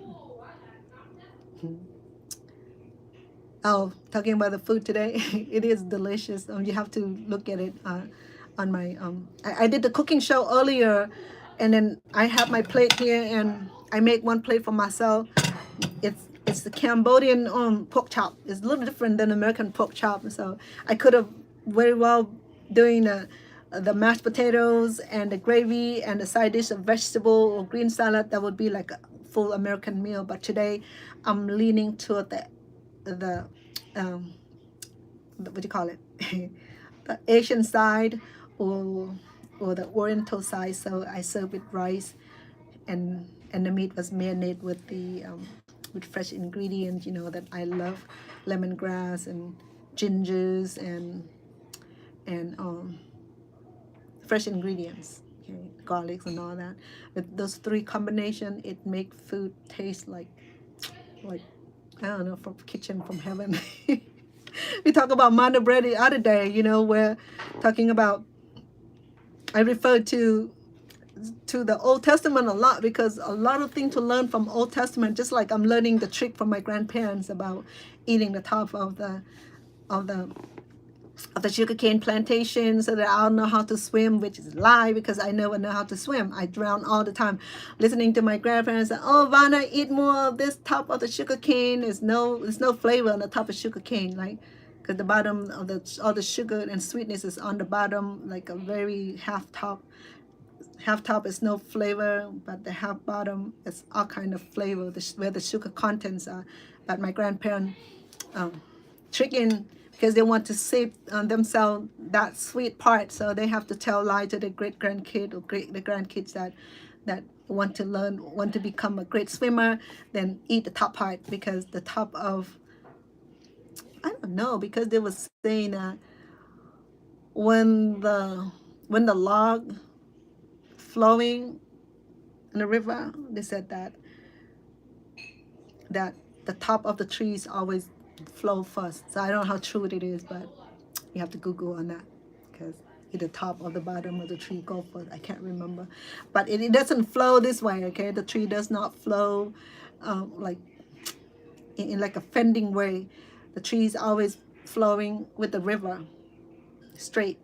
It doesn't it doesn't flow against it. Okay, so it's always either, they said that the tree, the trunky part will always lead. I don't know how true that is, but somebody said that long time ago. It was interesting.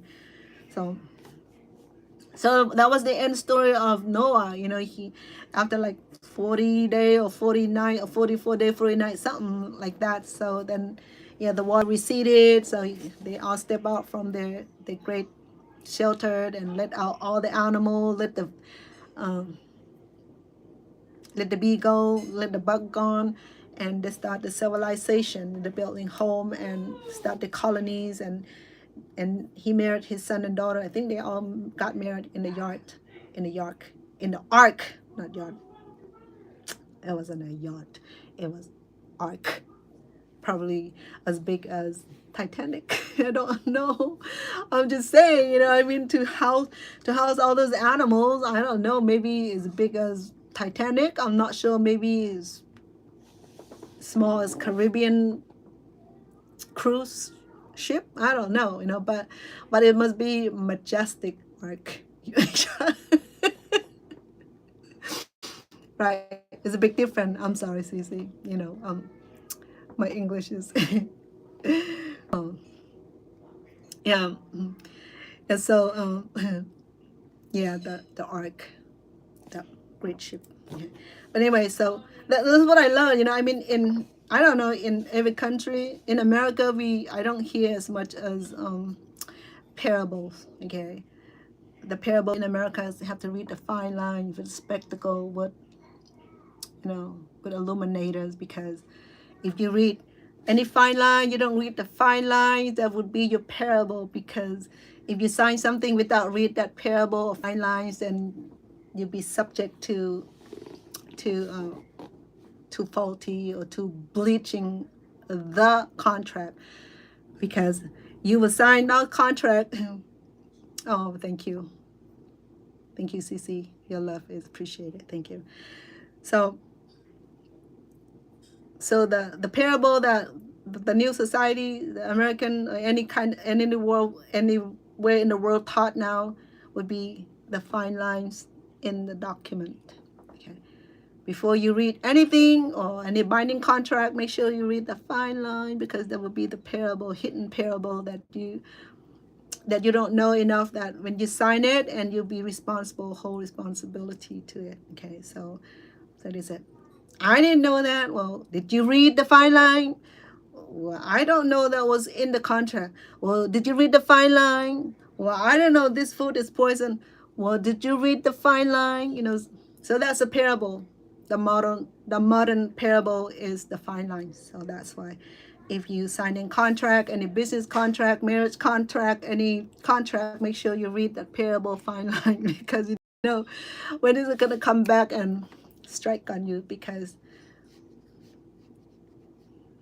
that is parable. Because in the olden day, Christ taught by parables, and my grandparents taught by a little bit of white lie, and it's supposed to be parables. And I was telling my audience a long time ago that when I was in college, I took anthropology. So we learned about the Ishi tribal. That's like the last of Ishi. I think this tribal people were being extinct, so they didn't survive. So there was only a few left on in the tribal. So this anthropologist, he traveled to meet the chief of the Ishi tribal. Okay, if you Google it, Ishi tribal, and they became like the extinct tribal that was being that no longer exists. I'm sure there was a long time ago. This back in 1985, 86, when I freshly out of high school and attend college, and I had anthropology class.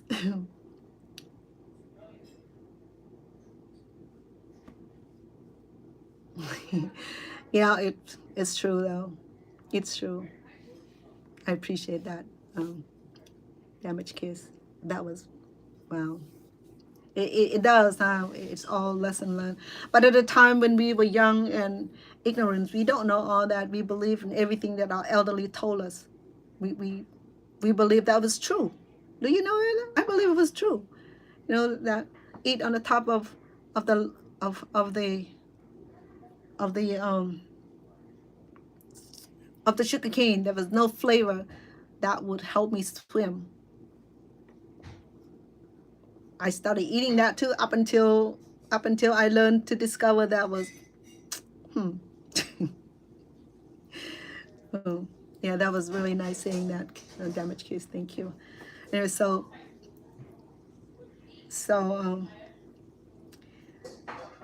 I know cooking. I came on today doing the Cambodian pork pork dish today. It was pretty good. It's something that I prepared before, and I like mine with pepper sauce. Okay, go back to my cooking here. So I like my spicy, but not too spicy today. I had a small portion of rice serving today. I didn't finish my rice, and I finished my vegetable. I have a few more bites of my tempura. Today I make shishito peppers. I used the regular tempura flours, and I deep fry this, and it's pretty good. In damage case, you should try that. And I have shiitake, mushroom, and what else did I have? I have sweet pea,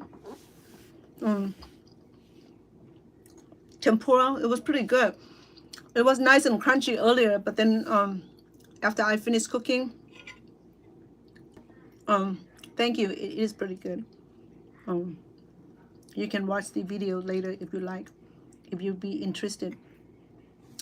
I didn't have a portion where I marinate the pork meat. I marinate that ahead of time because I was running short on my hour today. Normally to do like the whole demonstration of any kind of food, that depend on how long the cooking time is. It take about 2 hours to 3 hours, like to do like a whole completion. But today it maxed me about an hour something minute, maybe an hour 30 minutes, because that's because I already pre-marinated the meat. Okay.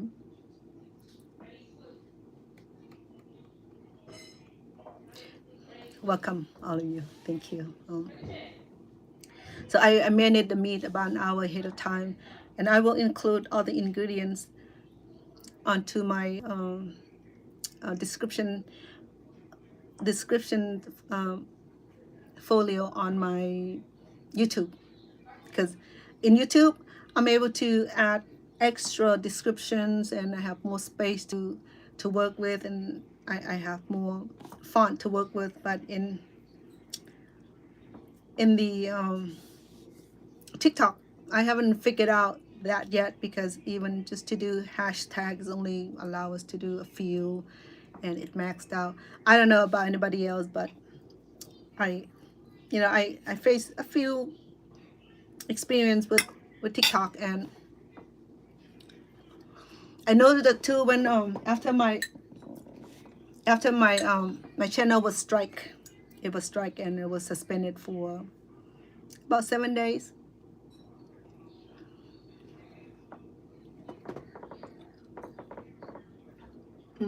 It's ice water infused in blueberry.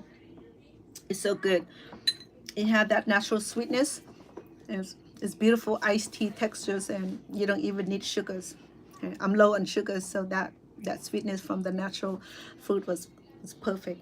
So anyway, so I was saying that so after I came back, when they activated the live streaming for me,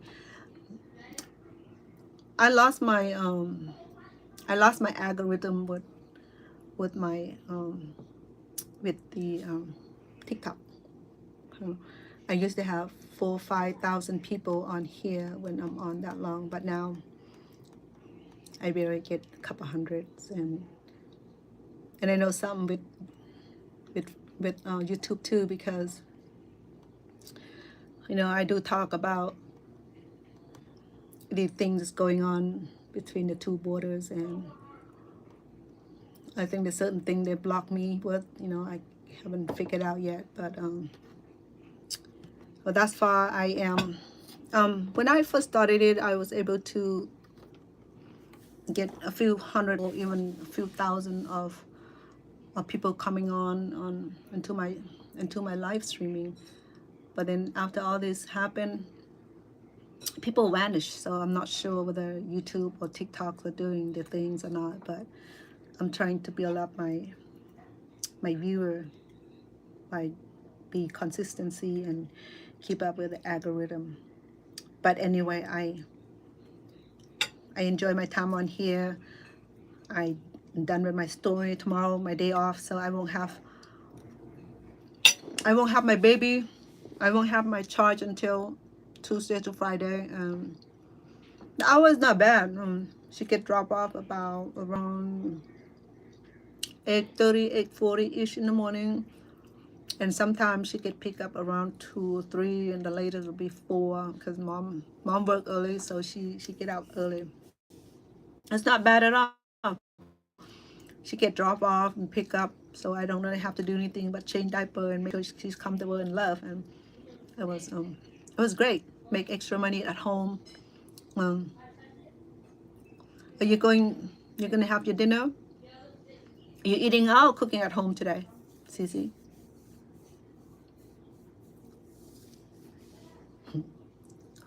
Madame Matthews, have you your dinner? I had mine while I'm talking. I'm just grazing on my rice. So the balance of the meal today, I have my not a complex carb. I have refined grain and a lot of vegetables, and I have my protein, which is the piece of pork chop, which is good. We have small dinner. You cook for yourself today?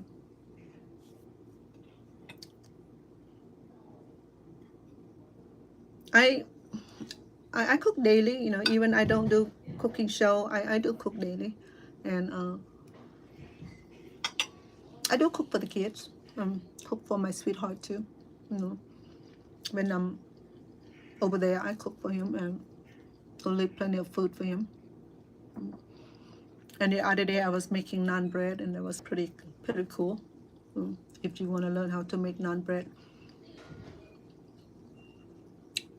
that would be the video 2 days ago that I made naan bread, which is good, because my sweetheart was worried about, he was reading something from from the store-bought bread, right? That they add all kind of. Oh, nice. Stuffed bell pepper. Oh, cool. I love that. So easy to make. Do you chicken or you do beef? I tried one time with a small pepper or mushroom, stuffed mushroom or stuffed peppers, bell peppers with shrimp. Oh, that was too delicious, and make sweet and sour sauce or even some kind of dipping sauce. That was awesome. That was so good. Um, so he learned that the store-bought bread was not healthy. It made out of certain chemical. So, I mean, it's okay if you eat it once in a while. If you eat it every day, that can cause some sort of internal organ failures and stuff like that. So I thought, well, I'm not a great baker, so I can cook, but baking, I can do cake, I can do cookie, I can do cheesecake, I can do simple stuff, but sophisticated stuff I can't do, like baking bread and stuff like that. But non-bread was nothing. It was easier than making cookies. I thought, wow, because I learned that the price of the non-bread was like more than regular bread. Loaf of bread was only like $2.99, $3.99, but then the non-bread you only get one piece of like 5 by 6 and for $5 or $5.99. So that's only about 2 serving. So that sounds good though. So yeah, so non-bread is very easy. That much kids, so visit me with the non-bread making. I think I already added the ingredients on there, because when they do live streaming, it take about 24 hours before the video be loaded up. So, but making naan bread was a lot quicker. It was a lot easier too. All you need is some yeast and some all-purpose flours and a little bit of sugar, a little bit of salt, and then you make you mix the yeast with warm water first, and then let it rise, and then you blend and mix it with the flours and let it rise for about 30 minutes or an hour, and that's it. You pat it, and then you grill it over the pan with a little oil, and that's it. Toss and turn a couple times, and there your naan bread was. It was a lot easier than making cookies, for real. First, I was worried about when I was searching for a recipe and looking at a few recipe, and some make it sound complicated because we're not familiar with certain thing. I can understand that when people coming on my cooking show. Oh, was shrimp? Oh yeah, shrimp be good though. Shrimp, you smash it up and blend it and with all kind of herb and spices, and then put in the stuff it up and bake it until it's done. It's amazing. Okay.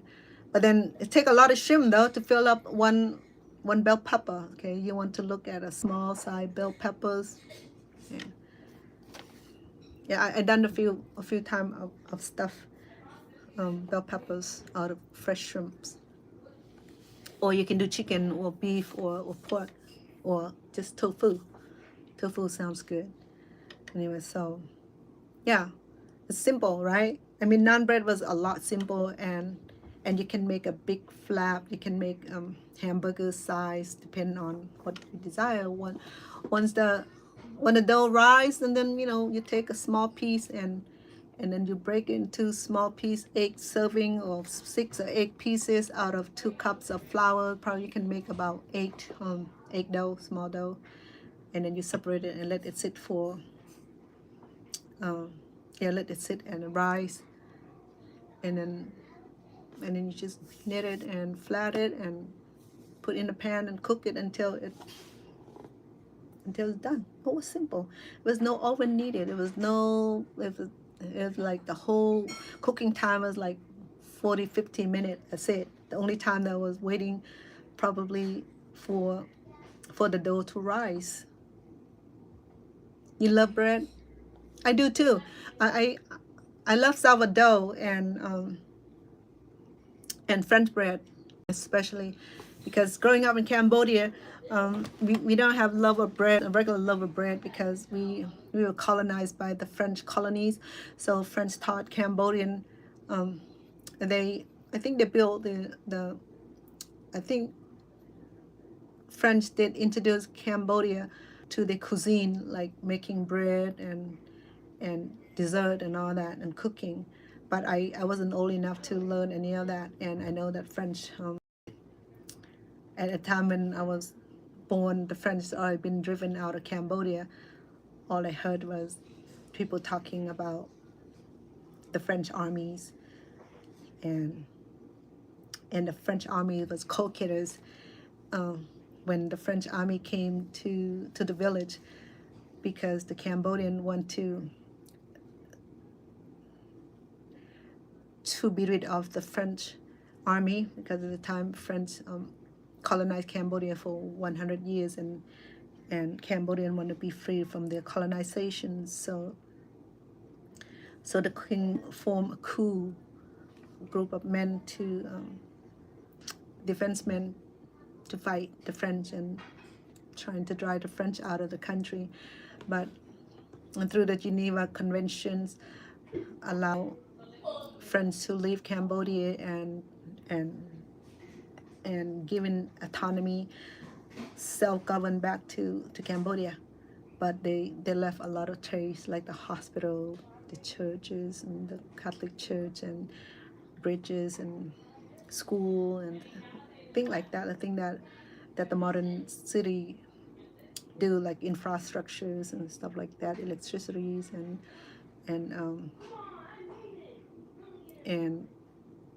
like a more modernized commodities. So French bread was introduced and consumed for the people who live in the city, people who live in the village and in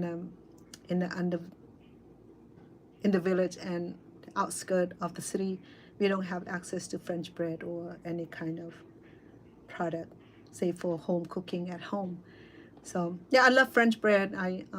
Because when I was in Thailand, French bread was served. They make French bread at the market. So I think probably the first time I ate bread was when I was in Thailand. And of course, when we came to America, there was plenty. I learned that there was like a few hundred kind of bread. There's healthy one. They are bread that made out of seeds and made out of whole grains, and also bread made out of barleys, of wheats, and what else? Rice and all kind. Imagine so many kind of bread that you imagine. But in Cambodia, it was simple though. Rice. And before the white rice came, it was like brown rice. Okay. Before the meal came, when the rice meal came, people would break the grain with the mill, the hand mill, or they break the rice and process the rice and clean the rice, or remove the bran and the husk with the mortar and pestle. Yeah. So it was a long process, but hey, they make rice. I remember rice was not this color. Rice was brown or green. It depends. If it's a new crop, then it's green, because the bran are not being stripped off. Okay, with this refined grain here, the nutritional part of the grain are being stripped off. Okay, so the bran of the rice, like the first layer of the rice, a husk. Below the husk is the bran. Below the bran are this fine grain here. Okay, so what happened to the modern rice mills is that it stripped up all the nutritional value of the grain. That's why in American made grain, they call fortified, meaning that after they strip off the important ingredients, the government demanded they add the fortified, some kind of nutritional portion back into the rice. That's why in American rice, if we cook rice as is, there's some basic nutritional put back in the grain. Okay, if you wash it off, and then it will be nothing but white grain. Same here, because I have to clean this rice a few times because it's imported from Asia, so I don't trust the process of it neither, so I have to clean this, wash this white rice a few times before I cook this. So it's being stripped over and over and over again. There's nothing left but white rice here. Okay. It doesn't have a lot of nutritional value, but it's a cultural food, so we all consume them because we are so used to it. Just like eating tortillas, eating bread, same thing. Rice have the same magnitude of needs. So if we don't, so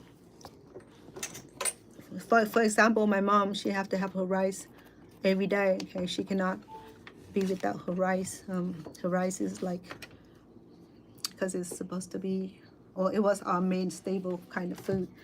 So sorry, I have to charge my iPad. But anyway, so I love bread, I love rice, I love barley, I love quinoas, just a little tiny seed. So next time I'll cook with those, that little round tiny seed. Call it quinoa, something like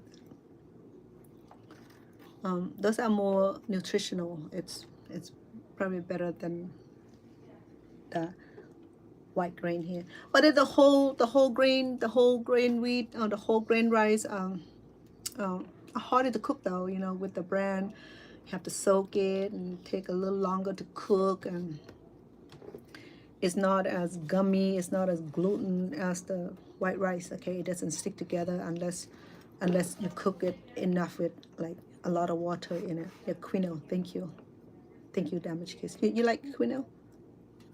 Quinoa is good. I love quinoa. There's small one and there's big grain and small grain, huh? Quinoa came into a couple sizes, right?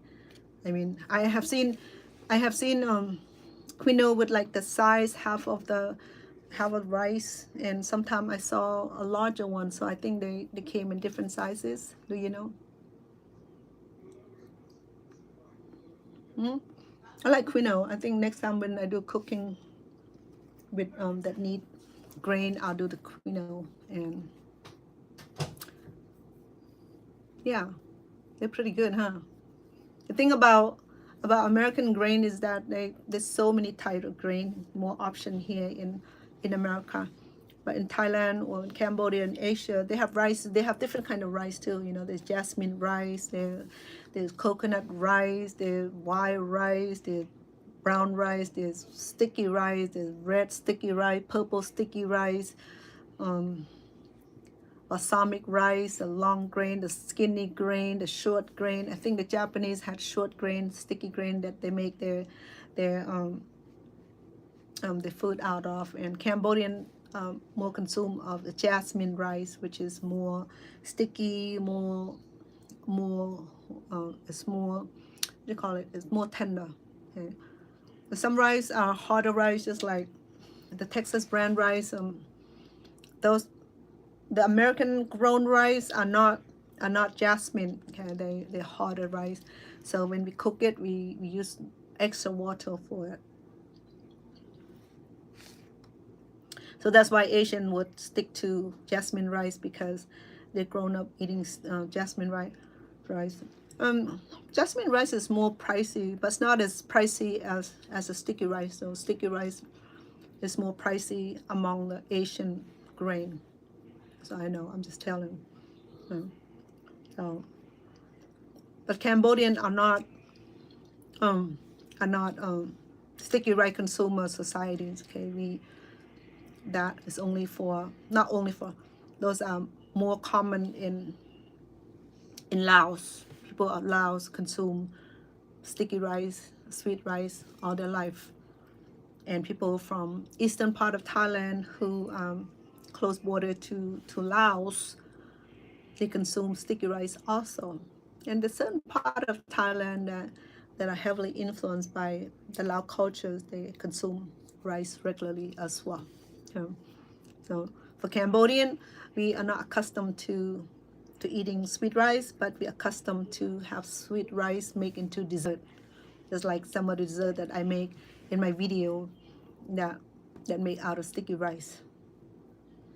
It's different culture, different country, use grain for different cooking needs. Well, I've been here good enough time. I just want to come back and touch bases with all of us, because like I was saying, that when I'm cooking, sometimes I get people send me inbox and say that, well, you know what, you don't you don't respond to our comment. You don't take time to read a comment. You don't take time to answer our questions. To let you know that the comment was very small. And when I'm cooking, I just want to concentrating on cooking. It's not even, if I ever stop to chat, or take me 3 hours or 5 hours of time that I need to be on live streaming. So that's why when I cook, I just want to come in, cook, say hello, and then I chat with you. I explain the process, and then and when my hand are touching meat and stuff like that, and I don't want to touch the screen, I just have that respect. And because I don't respond to your questions, or if I don't respond to your comment, it doesn't mean that I'm ignoring you. It's just that when I do cooking, I want to concentrate. Just like when I'm doing sewing and crocheting, if I talk and concentrate on something else, and I will miss the count, and I will miss the whole patterns. It's the same thing. But that's why I'm coming on here. I'm not cooking, I'm not doing anything. I just want to spend some time here and talking. If you want to have story to tell, then next time when I able to bring you online, and we can talk about that. But all of us have so many stories to tell. Damage can tell us 100 of stories herself, and I just found out how she got her name, Damage Kisses. At first I thought someone is breaking her heart. I'm gonna go over there and punch on the neck, right? So stop all that violence, right? So I have great dinner today. I ate my own food. Normally I cook a family and I don't eat right away. I'll eat later.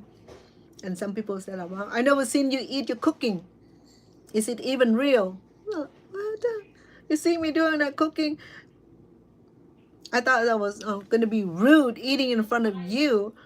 It'd be rude to eat in front of audience. But somebody said, well, oh no, people like to see people eating, just like the mukbang eating contest, whatever. People love see other people eating, especially to make that funny noise, the chopping noise, like the impeccable noise. But for me, I don't feel too comfortable eating in front of people, especially they're looking at you, or your food fly out of your mouth, you talking, eating, talking. That's pretty rude, especially when you have a company and piece of food fly over to their bowl and their plate, and they be looking at you weird, or even turn their head away or walk away. So, and then in my cultures, we are not allowed to talk while we're eating, because we said we don't have, we don't, when I was growing up, we sat on the floor in a circle. You put food in the middle, just like you do in camping. So we sit circle around the food. If you have 12 children, then everybody have their own spot in that circle, and the food go quick though. The finger going every direction, grabbing food, and put into their mouth and feeding themselves. And in America, we like to sit on the table in a formal way with fork and knife and scooping, and you have conversation. You ask each other about your day at work, at school, at church, and what have you. You're allowed to have conversation. In my culture, we're not allowed to have conversation. When you sit down to eat, your mouth's supposed to be shut. The only time you open is when you scoop food in your mouth. You're not allowed to talk. It's considered disrespectful to talk while you're eating. That's why I don't eat. And I learned to be comfortable now. Before I wasn't comfortable. Now that people want to see I eat my own food, so I learned to be on camera eating. Even I'm out eating, doing food review. I be on camera. I learned to be comfortable because somebody tell me that you need to be comfortable. Okay, I'll learn. I promise I'll learn. Just like anything else in life, I learn, right? So that's what happened. So I learned to be comfortable sitting, chopping my food in front of you. If you hear me sound rude, that's just because somebody requested I should be eating online. So showing people that you eat your food, or showing people that I ate my own food. I didn't cook this for Buddha, I cook this for family and for myself. And because you don't see me eating doesn't mean I'm not eating. I don't look like someone who's starving, just let you know that, right? I mean, I look like I'm well fed. Oh, I fed myself very well. That's what it is, right? Damaged kiss. She just have her damaged kiss. Just have her stuffed pepper. That sounds good though. Oh, thank you. The light help. Light help. And the editing process is better on TikTok. I have to give to them. Like you look like you in a gorgeous skin tone. But I have good skin tone. I don't have to like have really really perfect light. Like I was saying earlier that um yeah, and I don't need a lot of makeup either. I'm not a person with baking, caking. I don't know how to do that. And when it does on me, I feel uncomfortable. I feel like something's wrong with me. Well, the archy eyebrow that's out of proportion, like too much makeup on the eye, on whatever that is. I don't know how to do that. I just do basic makeup and a little bit eyeshadow, a little bit mascara on my lashes, and a little bit color on my lips, and a little bit blush. That's it. And soft foundations and powder. That's it. I don't have millions of makeup cue. I only have a few brushes for certain function, and that's it. I don't have lay over like 5,000 pieces of makeup equipments and powders and liquid powder and bacon. I don't know how to do all that. Okay, I just do basic. I'm doing comfortable myself. I yeah, it's that comfortableness. I mean, um, it's comfortable. I don't know how to do all that.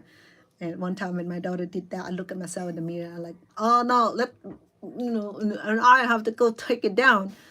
And she said, Mom, you cannot do that. Those won't come off. Those powder is gonna stay until ready to come off. And the second time I did that, when I think I tell you guys that already, that I was attending my daughter's wedding, and this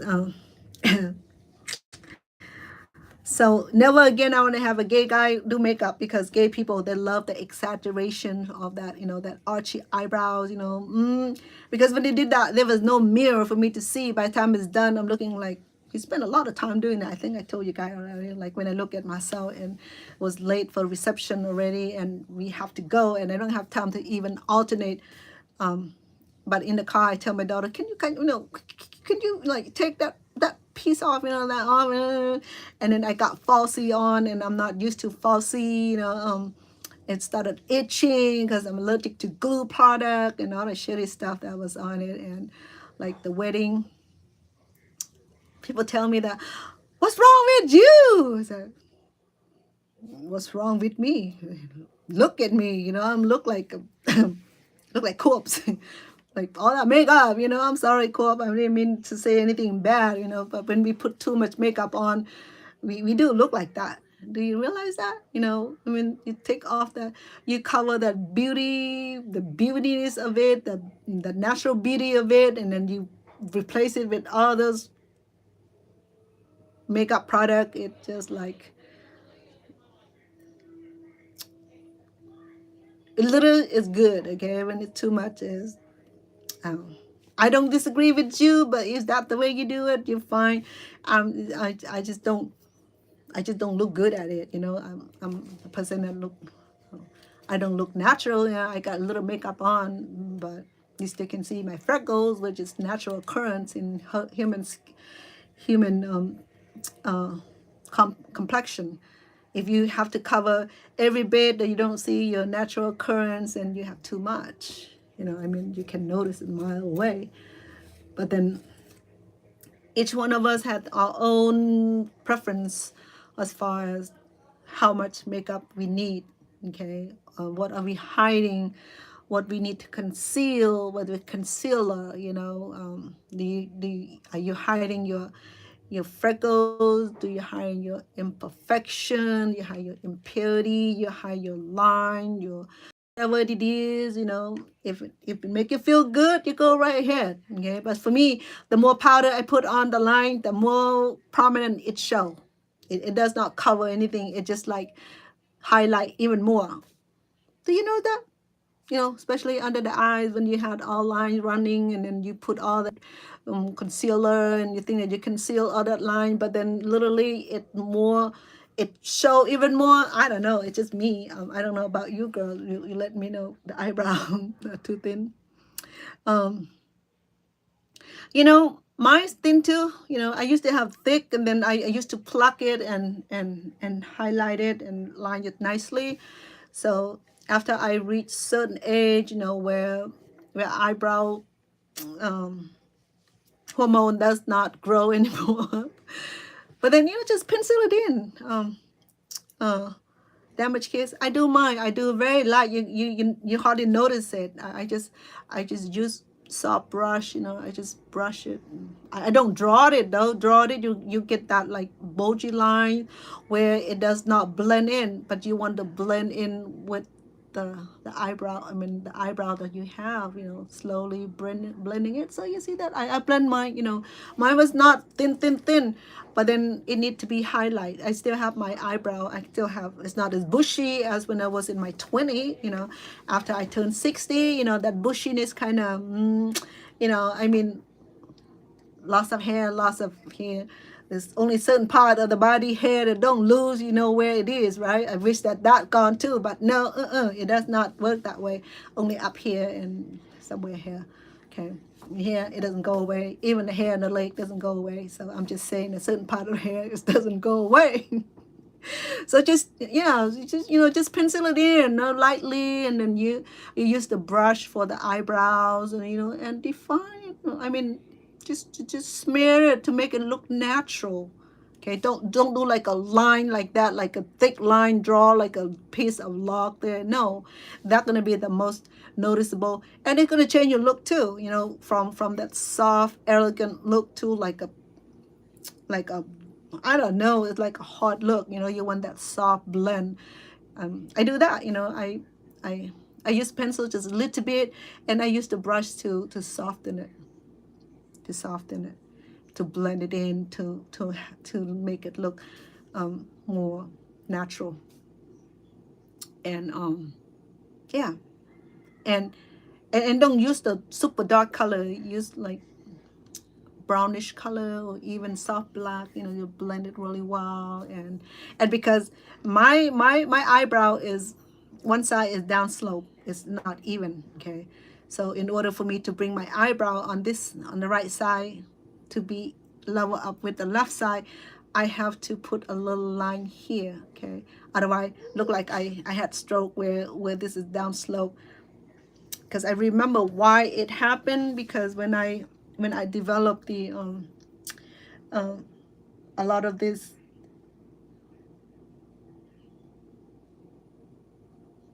I know, huh? But you know what, damaged kids, just look at some of the makeup demonstration. You know, I mean, I don't have that on my content.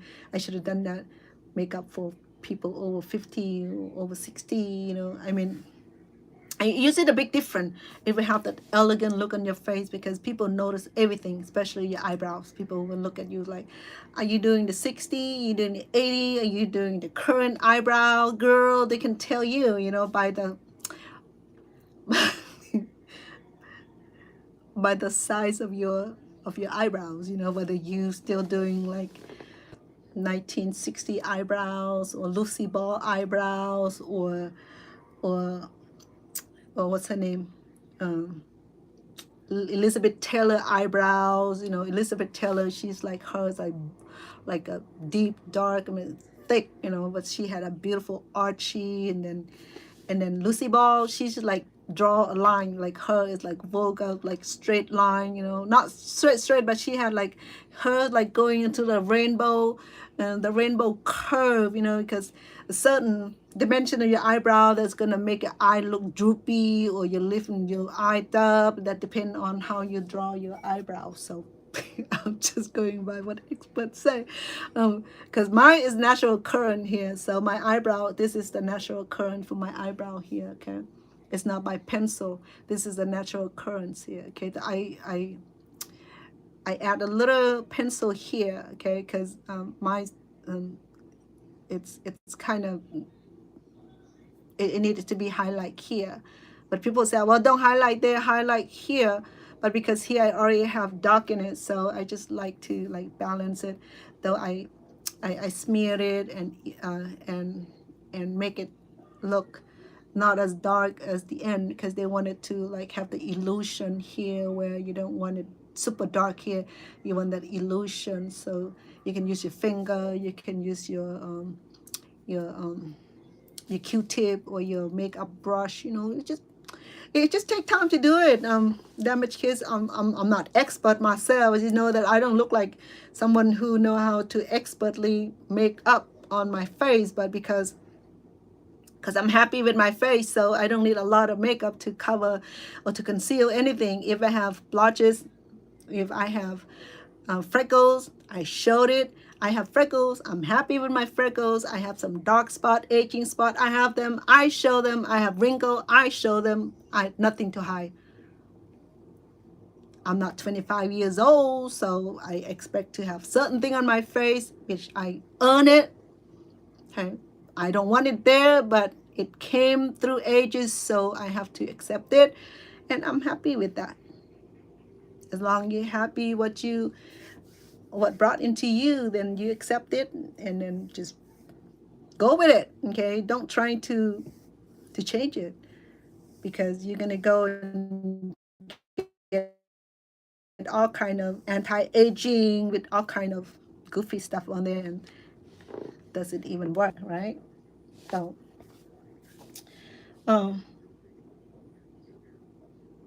it does, it does. I mean, if you want to see the difference between the Hollywood star and you look at the eyebrows, okay, um I read a little bit about Elizabeth Taylor, is that she had beautiful eyelashes. Her was long, and she was lucky to be born with like a double lines of her eyebrows. No, her eyebrow, her lashes. That's why she had that thick and beautiful lashes. Mosquito. Oh, I got one mosquito in my room, so I have mosquito because grandkids like to leave the front door open, so I'm gonna have to hunt it later. The other day I got a few out of here. I have bite all over, so I left my bedroom door open again because there's still a few around the house that we haven't got rid of. So I have my mosquito propeller, but it doesn't mind. I don't know it's even working. So if you learn that Elizabeth Taylor had thick lashes, her natural, because she had double lines of lashes. So not very current in women or men who had double lines of lashes. If you see men, especially men in the Latinos community, or even Middle East men who have thick hair, thick facial hair, and thick, beautiful, like bulgy unibrows and beautiful long thick lashes. Okay, I don't know, was it generic or was that just the food consumptions or not, but for us, we for me, my family have thick lashes, but I don't do falsy, or I don't do extension. I don't like the feeling of the extensions and how it's really affect the real lashes. So I only use mascara. I just took it off, wash it off at night, and I reapply every day. I don't leave dirty mascara on my eyes, because just when we go to bed, before we go to bed, just wash it off and have a clean face, and you bathe in the morning and clean again, and then you reapply all makeup. Okay, do not go to sleep with makeup. Sometimes I'm tired, I fall asleep with my makeup, but when I wake up, I will go to remove it. And if you're too lazy to even clean your face with water, soap water, then get the towelette. Use the baby towelette. If you're worried about the chemical, use the baby towelette, run through water, and then you just remove your makeup and toss it out. See, it's easy. Or you even have makeup remover. I learned that the baby wipe is less expensive than the makeup remover. Believe it or not, I think they're about the same.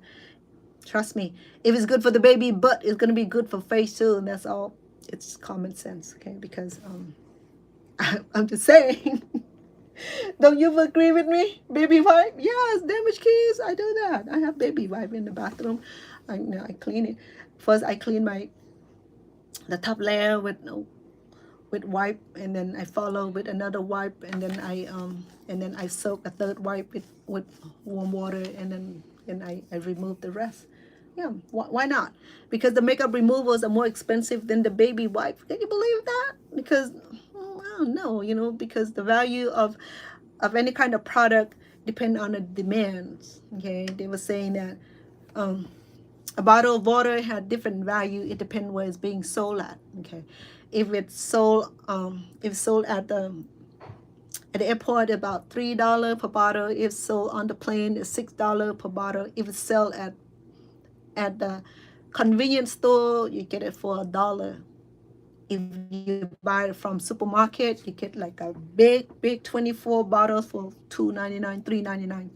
So it depends on the product, where it's being purchased, where it's being needed. Okay, so just like when the price of eggs uprising because the bird flu, whatever it was, and because I'm allergic to eggs, so it didn't affect me, right? But it affect people who consume eggs. But it affect me when I need for my cooking. That's all the only time it affect me. But other than that, egg have no value to me. I can't eat it because if I do, I'm allergic to it, so it's no good, right? So yeah, so it was a good conversation. Damaged kids, it's good to have you on here. You always been like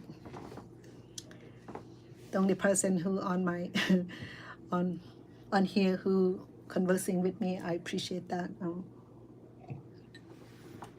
I want to welcome the other 4 people, and they never come on here and say hello, nothing. And I wonder, are you being shy? Don't be shy. If you come on my show, you're welcome to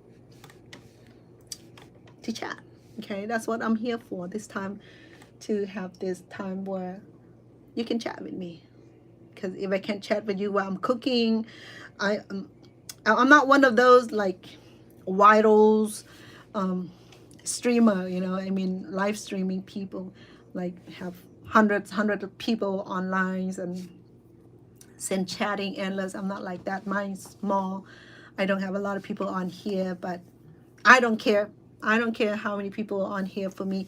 For those who feel on here and make me feel good because they do interact with me, and I have chance to interact with them, and you can do the same way. You can chat. You welcome to chat, and you're welcome to send me comments and chat, and I appreciate that. And that's why I make this time where I don't do anything but talking. I wish I can have the StreamYard and bring you up here so that you can be on my platform.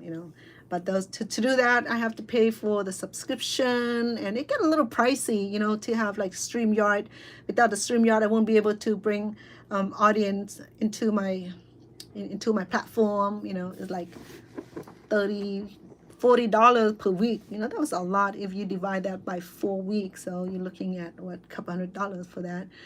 So what, it's supposed to be something for free, but that's something that they make money extra out of us. So hopefully that when YouTube figured out that we don't have to do all that, and then I don't know how to do TikTok yet. A TikTok, I think you have to create some kind of group message, a group thing.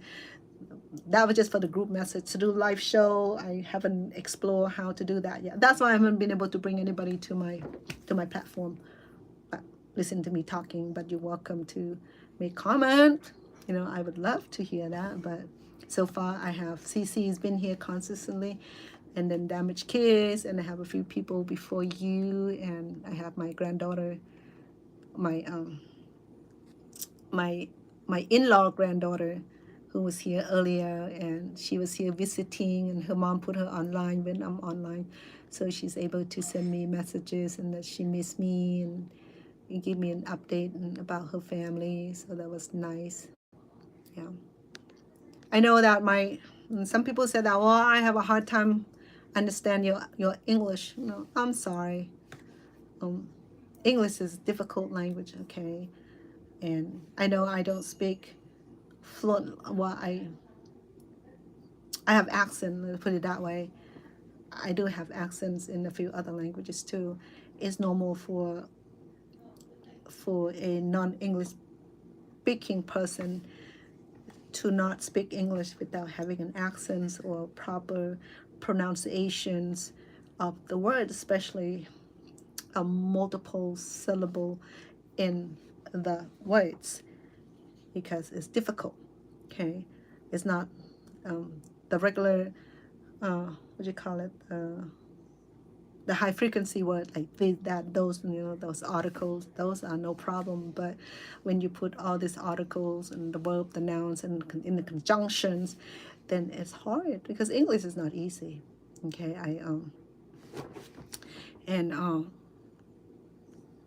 because I speak a few other languages than English, so that constitute my being accent. And when I came to America, I was 17 years old already, and I attend high school and college. Still, accent is something that occur in a non-English speaking person. Okay, and my kid born in America, they don't have English accent, but they have Cambodian accent terribly, to the point where it's like, what are you trying to say? So you see that it depends on where you're born. If you're born in America, you speak perfect English, and you have accent in your mother tongue. And if your mother came to this country, she's stuck with her, and she will have accent in the language that she's trying to adapt to, and it's normal, you know. I mean, but it does not stop me from talking, though. You know, I'm not shy about it. I'm not upset about it. You know, I know that I have accent issue. I know that certain word I can pronounce, you know, but do I feel like stupid? No, I don't. It's just funny. It's funny to me, you know, that I cannot say a word. Sometimes I stuck in words, but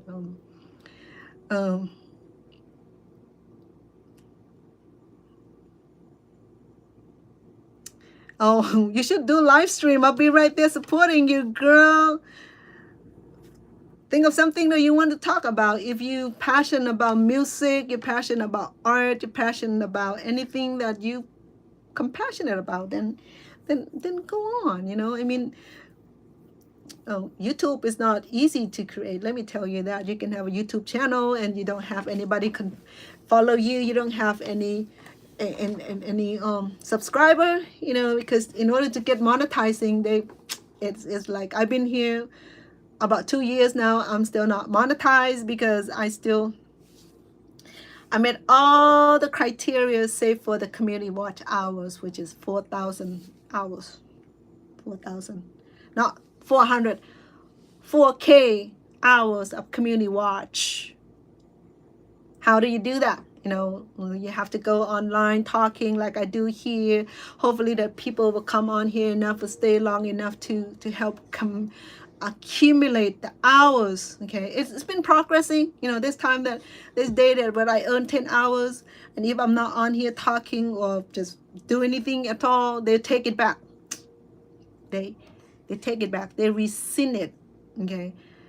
Sometimes they rescind 6 hours and give me back 2 hours. And when I do some more shows, some more dropping videos, then they give me back hours. So it's like I'm just yo-yoing, just like, instead of like accumulating my hour by hours instead of like punishing. Stop resinging the hours. Stop, what do you call it, stop doing all that crazy stuff, you know what I mean? For people who get monetized already, you know, they're cool, but they have to like keep releasing video, keep doing the show, the live stream in order to get monetizing, in order to get the hour adding up and all that. So once I reach the 4,000 hours, I'll be able to get monetizing. That would be another year, hopefully. You know, it depends on hours I'm earning each day. So I've been slowly earn a few hours there, 5 hours, 6 hours, it depends on what I do online, so how many short I drop and how many videos I shared and stuff like that. You know, it's not easy. If you think that, oh yeah, you have one viral videos and you stop doing it, that will slowly rescinch it from you. They would take it little by little by the time where they don't have to pay you at all. You know, I haven't had viral videos, but I get viral video like in 1 minute, where it reached 1,000 viewers in 1 minute, and then that's far. And they cap it. I know they cap it, because not only they cap it, they rescinch it also. For example, if I release a nice videos and I have 15K in 1 minute, I earn that 15K. Anything else that I earn after that, it rescinch. I don't understand that. Okay, so I think they have a cap time where you reach certain audience number and then they cap it. That's how I feel it. You know, I mean, lately I have seen some of my videos that it's not, it's being viewed, and then I get numbers. I get at least a few thousand of viewers per day. Even I don't do my live streaming, because all the videos that I drop, I have over 100 videos. So some of the old videos I get views every day, so it adds up. So I'm happy with that. Okay, and the new video I drop also get counted. But then they, YouTube want us to treat the YouTube channel as a full-time job. At least effort that we put on each day, we have to work to earn the hours. Otherwise your hour will be taken. Not like if you don't work, if you have a sick day, that your hour not being taken from you. No, if you don't work that day, they take your hours. Sometimes they take 5-6 hours, a few hours per day, until you put it back on. I'm just speaking the truth. If you're going to start channels, so you know what to expect. I didn't expect before, when I have my first video show and even virals, you know, I reached like 12,000 viewers, and I had like 1,500 subscriber. But then at the time, I didn't release another video until like 3 months later. And all that was taken from me. I have to start like from have to start my viewer, I have to start my hour all over again. That was a waste of time. But then now I have to be consistent, have to keep with algorithm, have to keep up with the work, have to put hours into, put effort to it, because all of this work is done on YouTube, is done by robot, by machine. It's not by human review. So sometimes I need to ask for human review, because I know I reached certain hours already, but it's not allowed to me. So I'm still upset with YouTube for that too. If you're gonna start your YouTube, then start soon. You know why? Because TikTok is doing a little thing. You know, I know that they're gonna do some transition to American owner or something like that. So they do some tricky stuff and people complain about it. So a lot of people will start YouTubing. Okay, so if you want to start now, start before that heavy flow coming, before that heavy traffic coming, and create your YouTube channel already. Start doing something that you're passionate about, and talk every day. Drop some videos. If you're gonna do food review, you do food review. You eat every day. You can afford to go out there and eat food every day. Talk about food and comment on food and review on food, and it'll be expensive. Okay, just like cooking show too. You have to buy food, you have to prepare food, and then you have to do all these things. So everything have to put effort into it. If there's no effort, so YouTube like um yeah, TikTok is easy. That much is what I know about people on TikTok is that you don't have to do anything. You don't have talent. You don't even have talent to be on TikTok. You're just being here, looking pretty, talking about your day. I saw people on TikTok, they're just laying down on their pillow, sleeping on their TikTok, and just people just scrolling by, watching her sleeping, snoring, and like scratching her scratching her butt for no reason, picking nose. When we sleep, we do kind of crazy thing. Yeah, but don't sleep on live, okay? Because when you sleep, you you you don't know what you do in your sleep, okay? You might be talking crazy, you might be touching yourself in the area where people don't need to see, okay? So yeah, I saw this lady, they laid themselves down on a pillow, and yeah, so no, it's not a smart way to do that. Yeah, so no. If you want to do TikTok, and just start TikTok simple. You want to talk to people, get on here and talk about people. You want to talk about war in Cambodia, go right ahead. You're fine. You're talking about you want to talk about Texas, talking about the thing that's going on in Texas, talking about the politics in Texas. You want to talk about social welfare in Texas, you could. You talk about your family. You're talking about anything that you like to say about. That was, yeah. YouTube is little. YouTube want you to have the content, have the purpose, have the feeding. I don't even care anymore what YouTube required me to do. If you want to be on here talking to my people, I'll be on here talking to my people. I don't have to have that subject. I don't have to have a synopsis to do anything. I want to be on here. I'm on here. The least thing they do for me, like, Vana, you've been here too long, then click me off, and then I start it over. I don't care. I'm used to that now when the channel just, yeah, so let me see. Oh, you are. Oh, let me see. Oh, Janelle, you want to come live in Las Vegas? I know you can come and live with grandma. You can live with me. You can cook for me. That's my granddaughter from the in-law side. She called me grandma because her cousin called me grandma. It's very polite. The thing about Asian is that we have this establishment of the level of respect. If I am someone grandma, then they have tendency to follow that lines of respect. If I'm someone aunt, then they follow me that level of respect. If I'm someone's sisters, then I'm followed by that line of respect. My daughter used to have a whole bunch of high school friends come over, and I'm always nice to them, and they be calling mom, even now. And on my birthday, sometimes a few of them flew here just to give me a birthday cake. Simple. Sometimes they said that, well, water thicken blood, the blood thicken the water. It works both ways. That depends on how you treat people. If you treat people right, especially kids, they will remember you.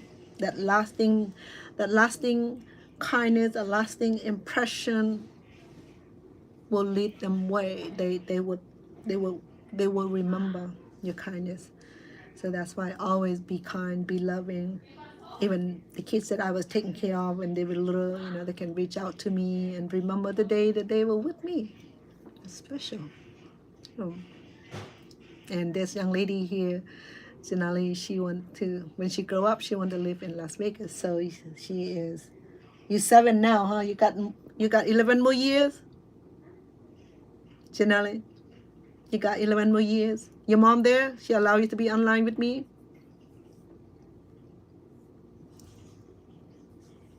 Yeah, but your aunt, your uncle will be here.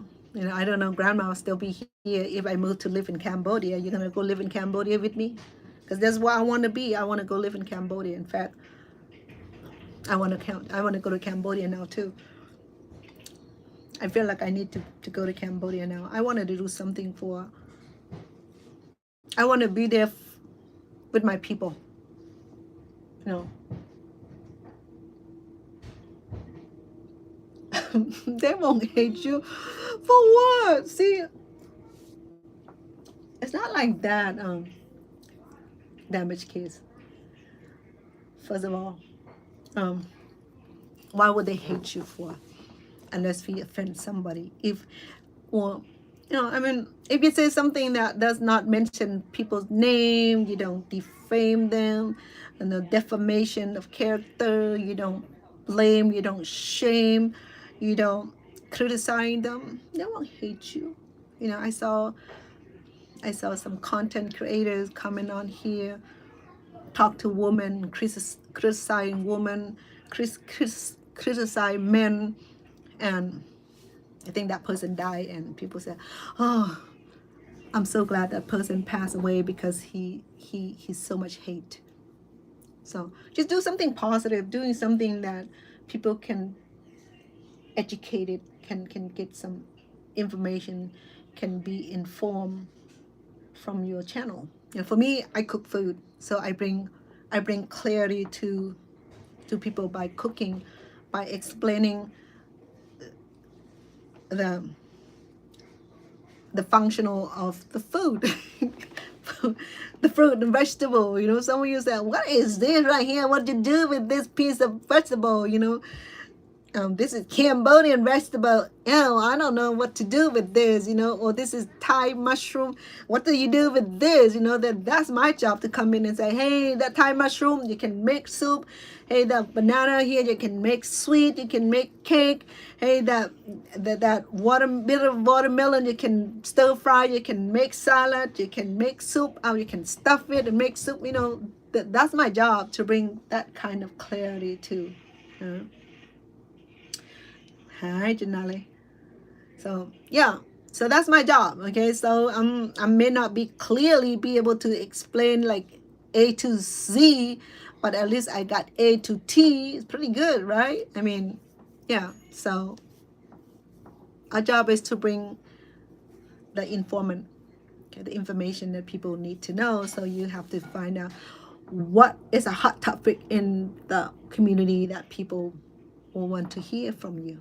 First you have to do research on the topic, and then you talk about it and ask for their opinion. Get them involved, just like you attend some of the content creators. They want any kind of information that you really want to learn, but all of a sudden when they talk about it, then it's relevant, it help you see, and you want to be involved, you want to talk about it, you want to give your opinions about it. So, and that's the things that you have to be able to draw that kind of audience that want to be involved and engage in your in engage and follow and subscribe. It takes a little bit of time.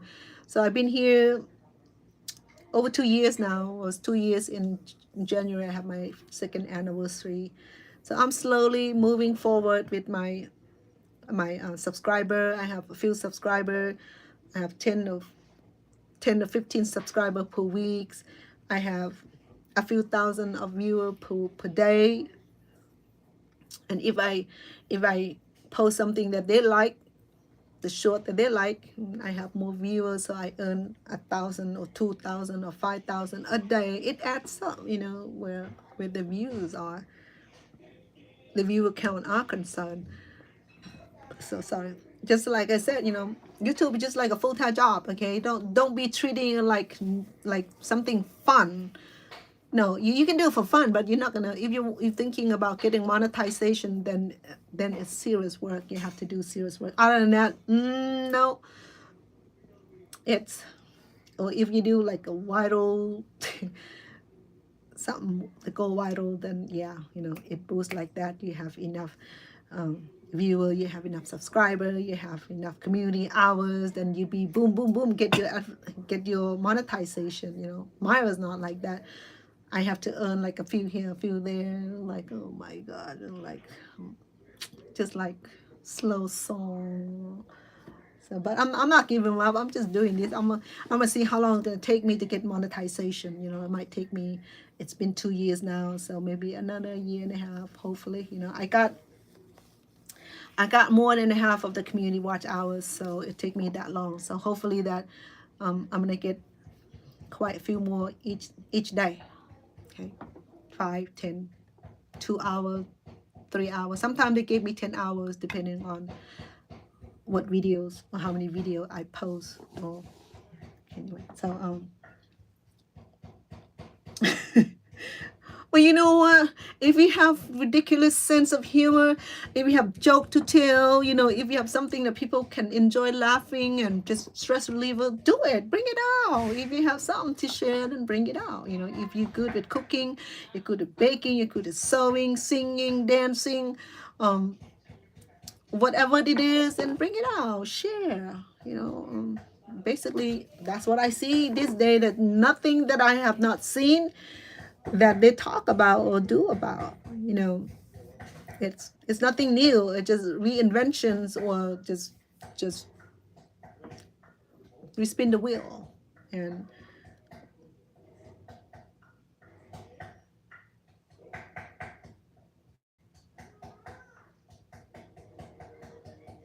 yeah, absolutely. It's not a good friend too, but also that I know that when I before I have my YouTube channel, people were good and all. When I released my first videos, people said, "Oh, they criticize you. Oh, your lipstick is not prominent enough. The lighting was not good. The audio wasn't loud enough, or the audio was distorted, and you were speaking too slow." You know, it was annoying because if they're good all that, why don't they do it themselves? Why give me all this criticism, all these advices? I mean, I don't need your advices. I don't care. So then I stopped reaching for people who do not appreciate, people don't support us, and not trying to step in on us and try to like push us down. We don't need that. We don't need the kind of energy. So that's why I don't even care to share with family, with close friend, with people that I know that was my friend before, because the attitude changed. And instead of them being happy and supported you, pushing you up, and help you share the video and mention it to friends. Hey, look, she's on YouTube. Share. No, they were like, ew. Isn't that real? Isn't that legit? Did you do research? They went on and on and start criticizing. It's not people from strange people. It was people that you know very well. Some of people that you related to.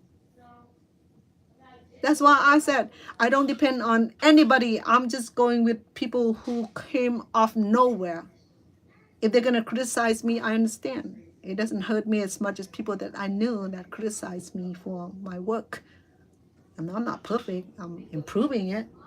No, I don't. You need to go to school for that.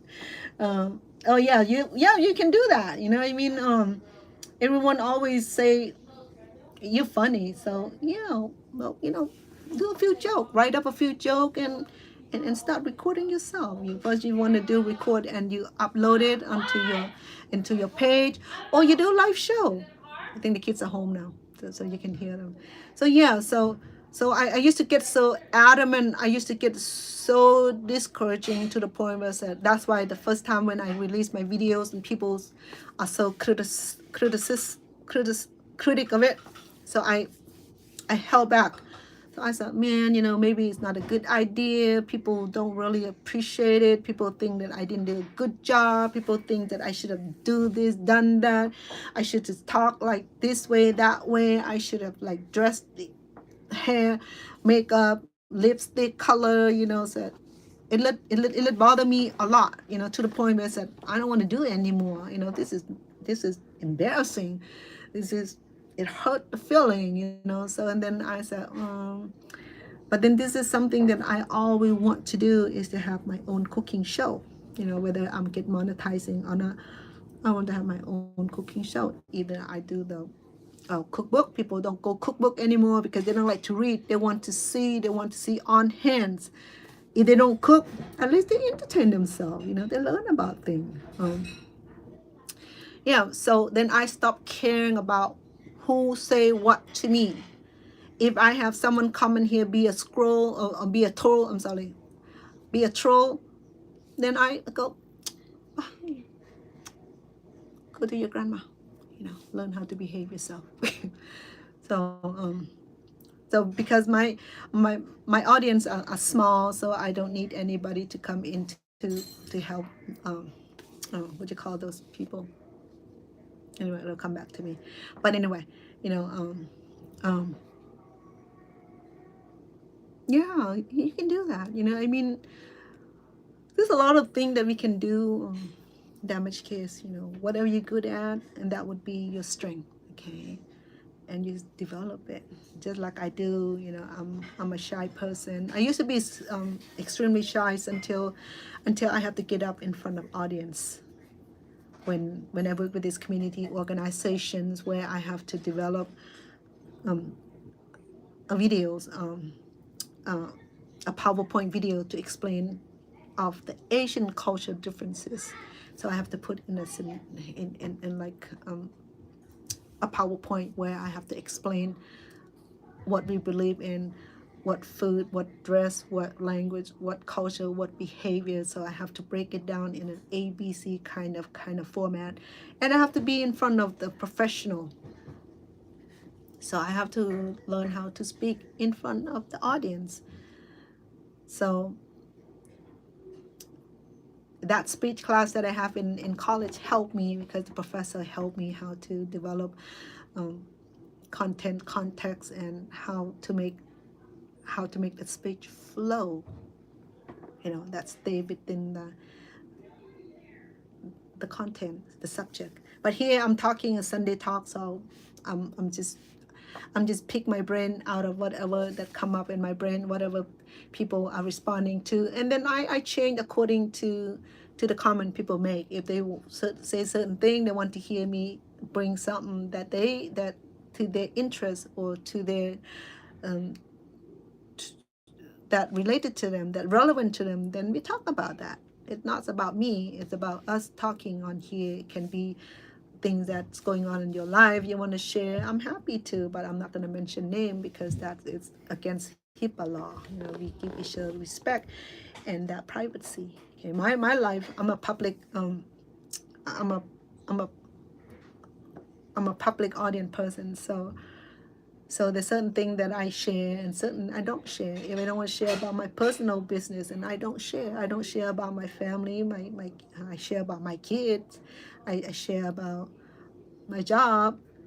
There's certain personal life that I don't share about because not everybody is your friend when it comes to personal life.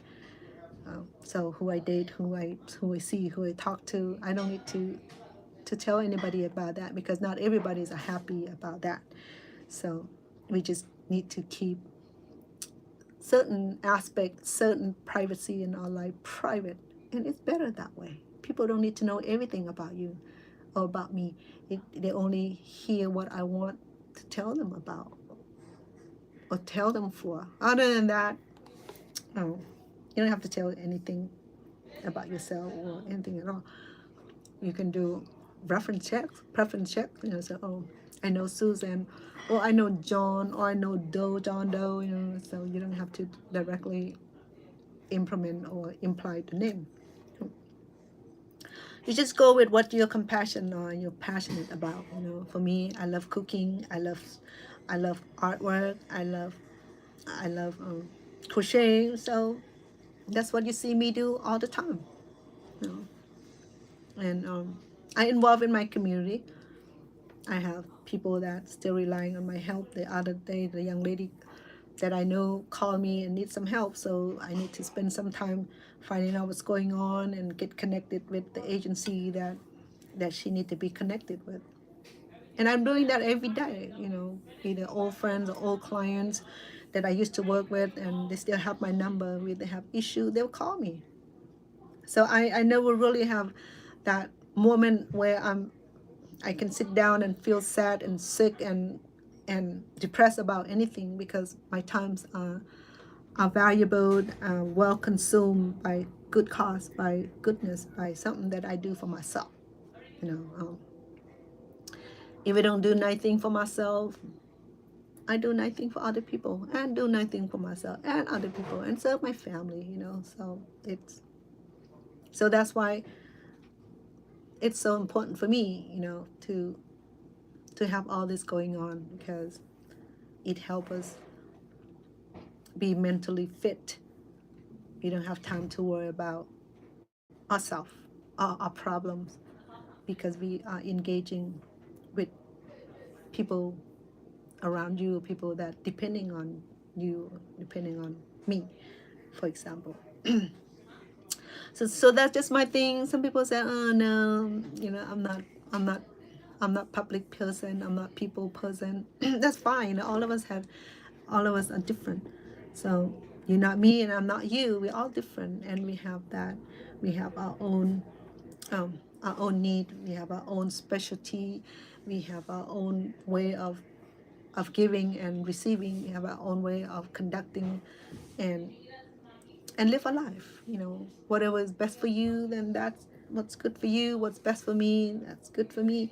So we are not comparing at all. We just two different people who have different things going on in our life. But the, we have the commonality is that we are human and that we have the same basic need. Okay, excuse me. All right, so I've been here talking for the last couple hours, so I'm done. I'm grateful that you're here with me.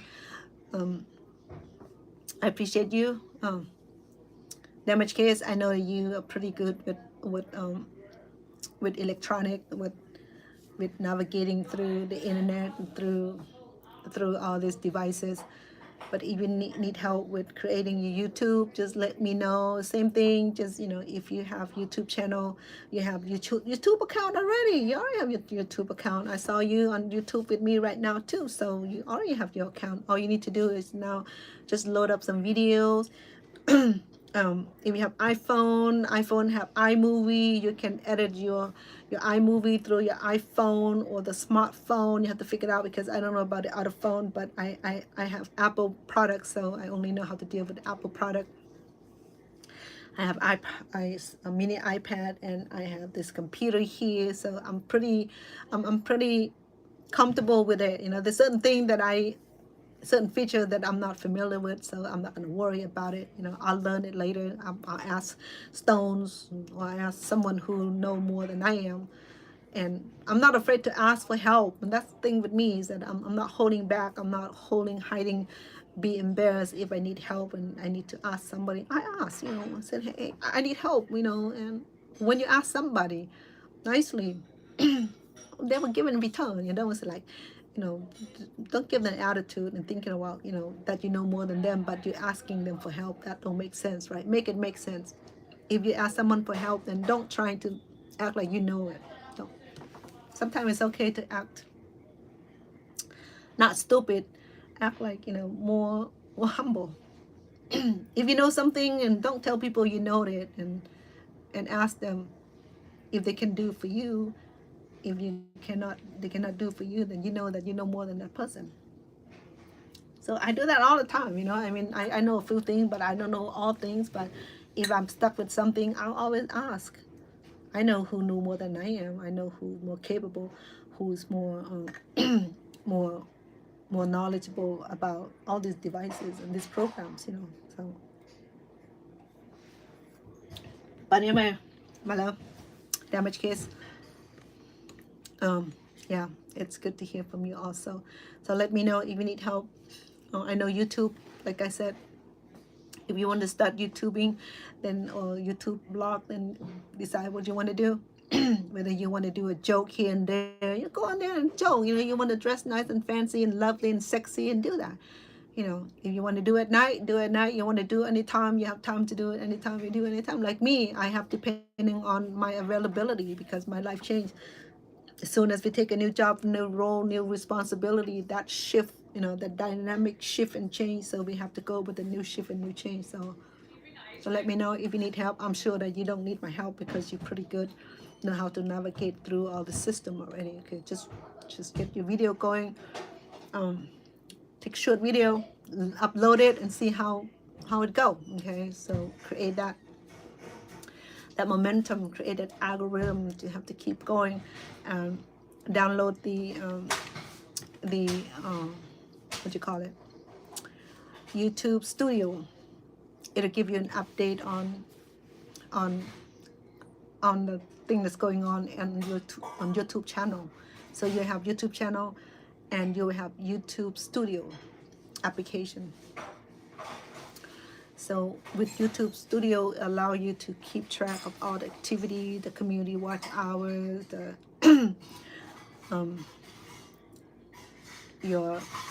all the activity on your channel. Okay, so because YouTube itself does not give you all the information, but the YouTube Studio will give you the insight of the YouTube activity of your account. So right, so let me know if you need a little suggestion here and there, because I know that you probably know more than I do, so I respect that. But if you get stuck, you know, you're not quite sure what to do, then I'll be happy to give a direction. Okay, I don't know. I've been here long enough. Thank you for spending the time here. I appreciate you, and hope that you have a beautiful evening and have pleasant dreams, especially a damaged case have been here for the last couple hours. I appreciate that. And to all of my YouTube followers, I appreciate all of you for your loving support, all the heart you sent today, and I'll send my heart back to you also. I appreciate you. So where you at, have a good evening, good morning to you if it's your morning there, and until I see you again. Okay? Take care, damaged kids. I'll see you hopefully tomorrow. Okay, girl.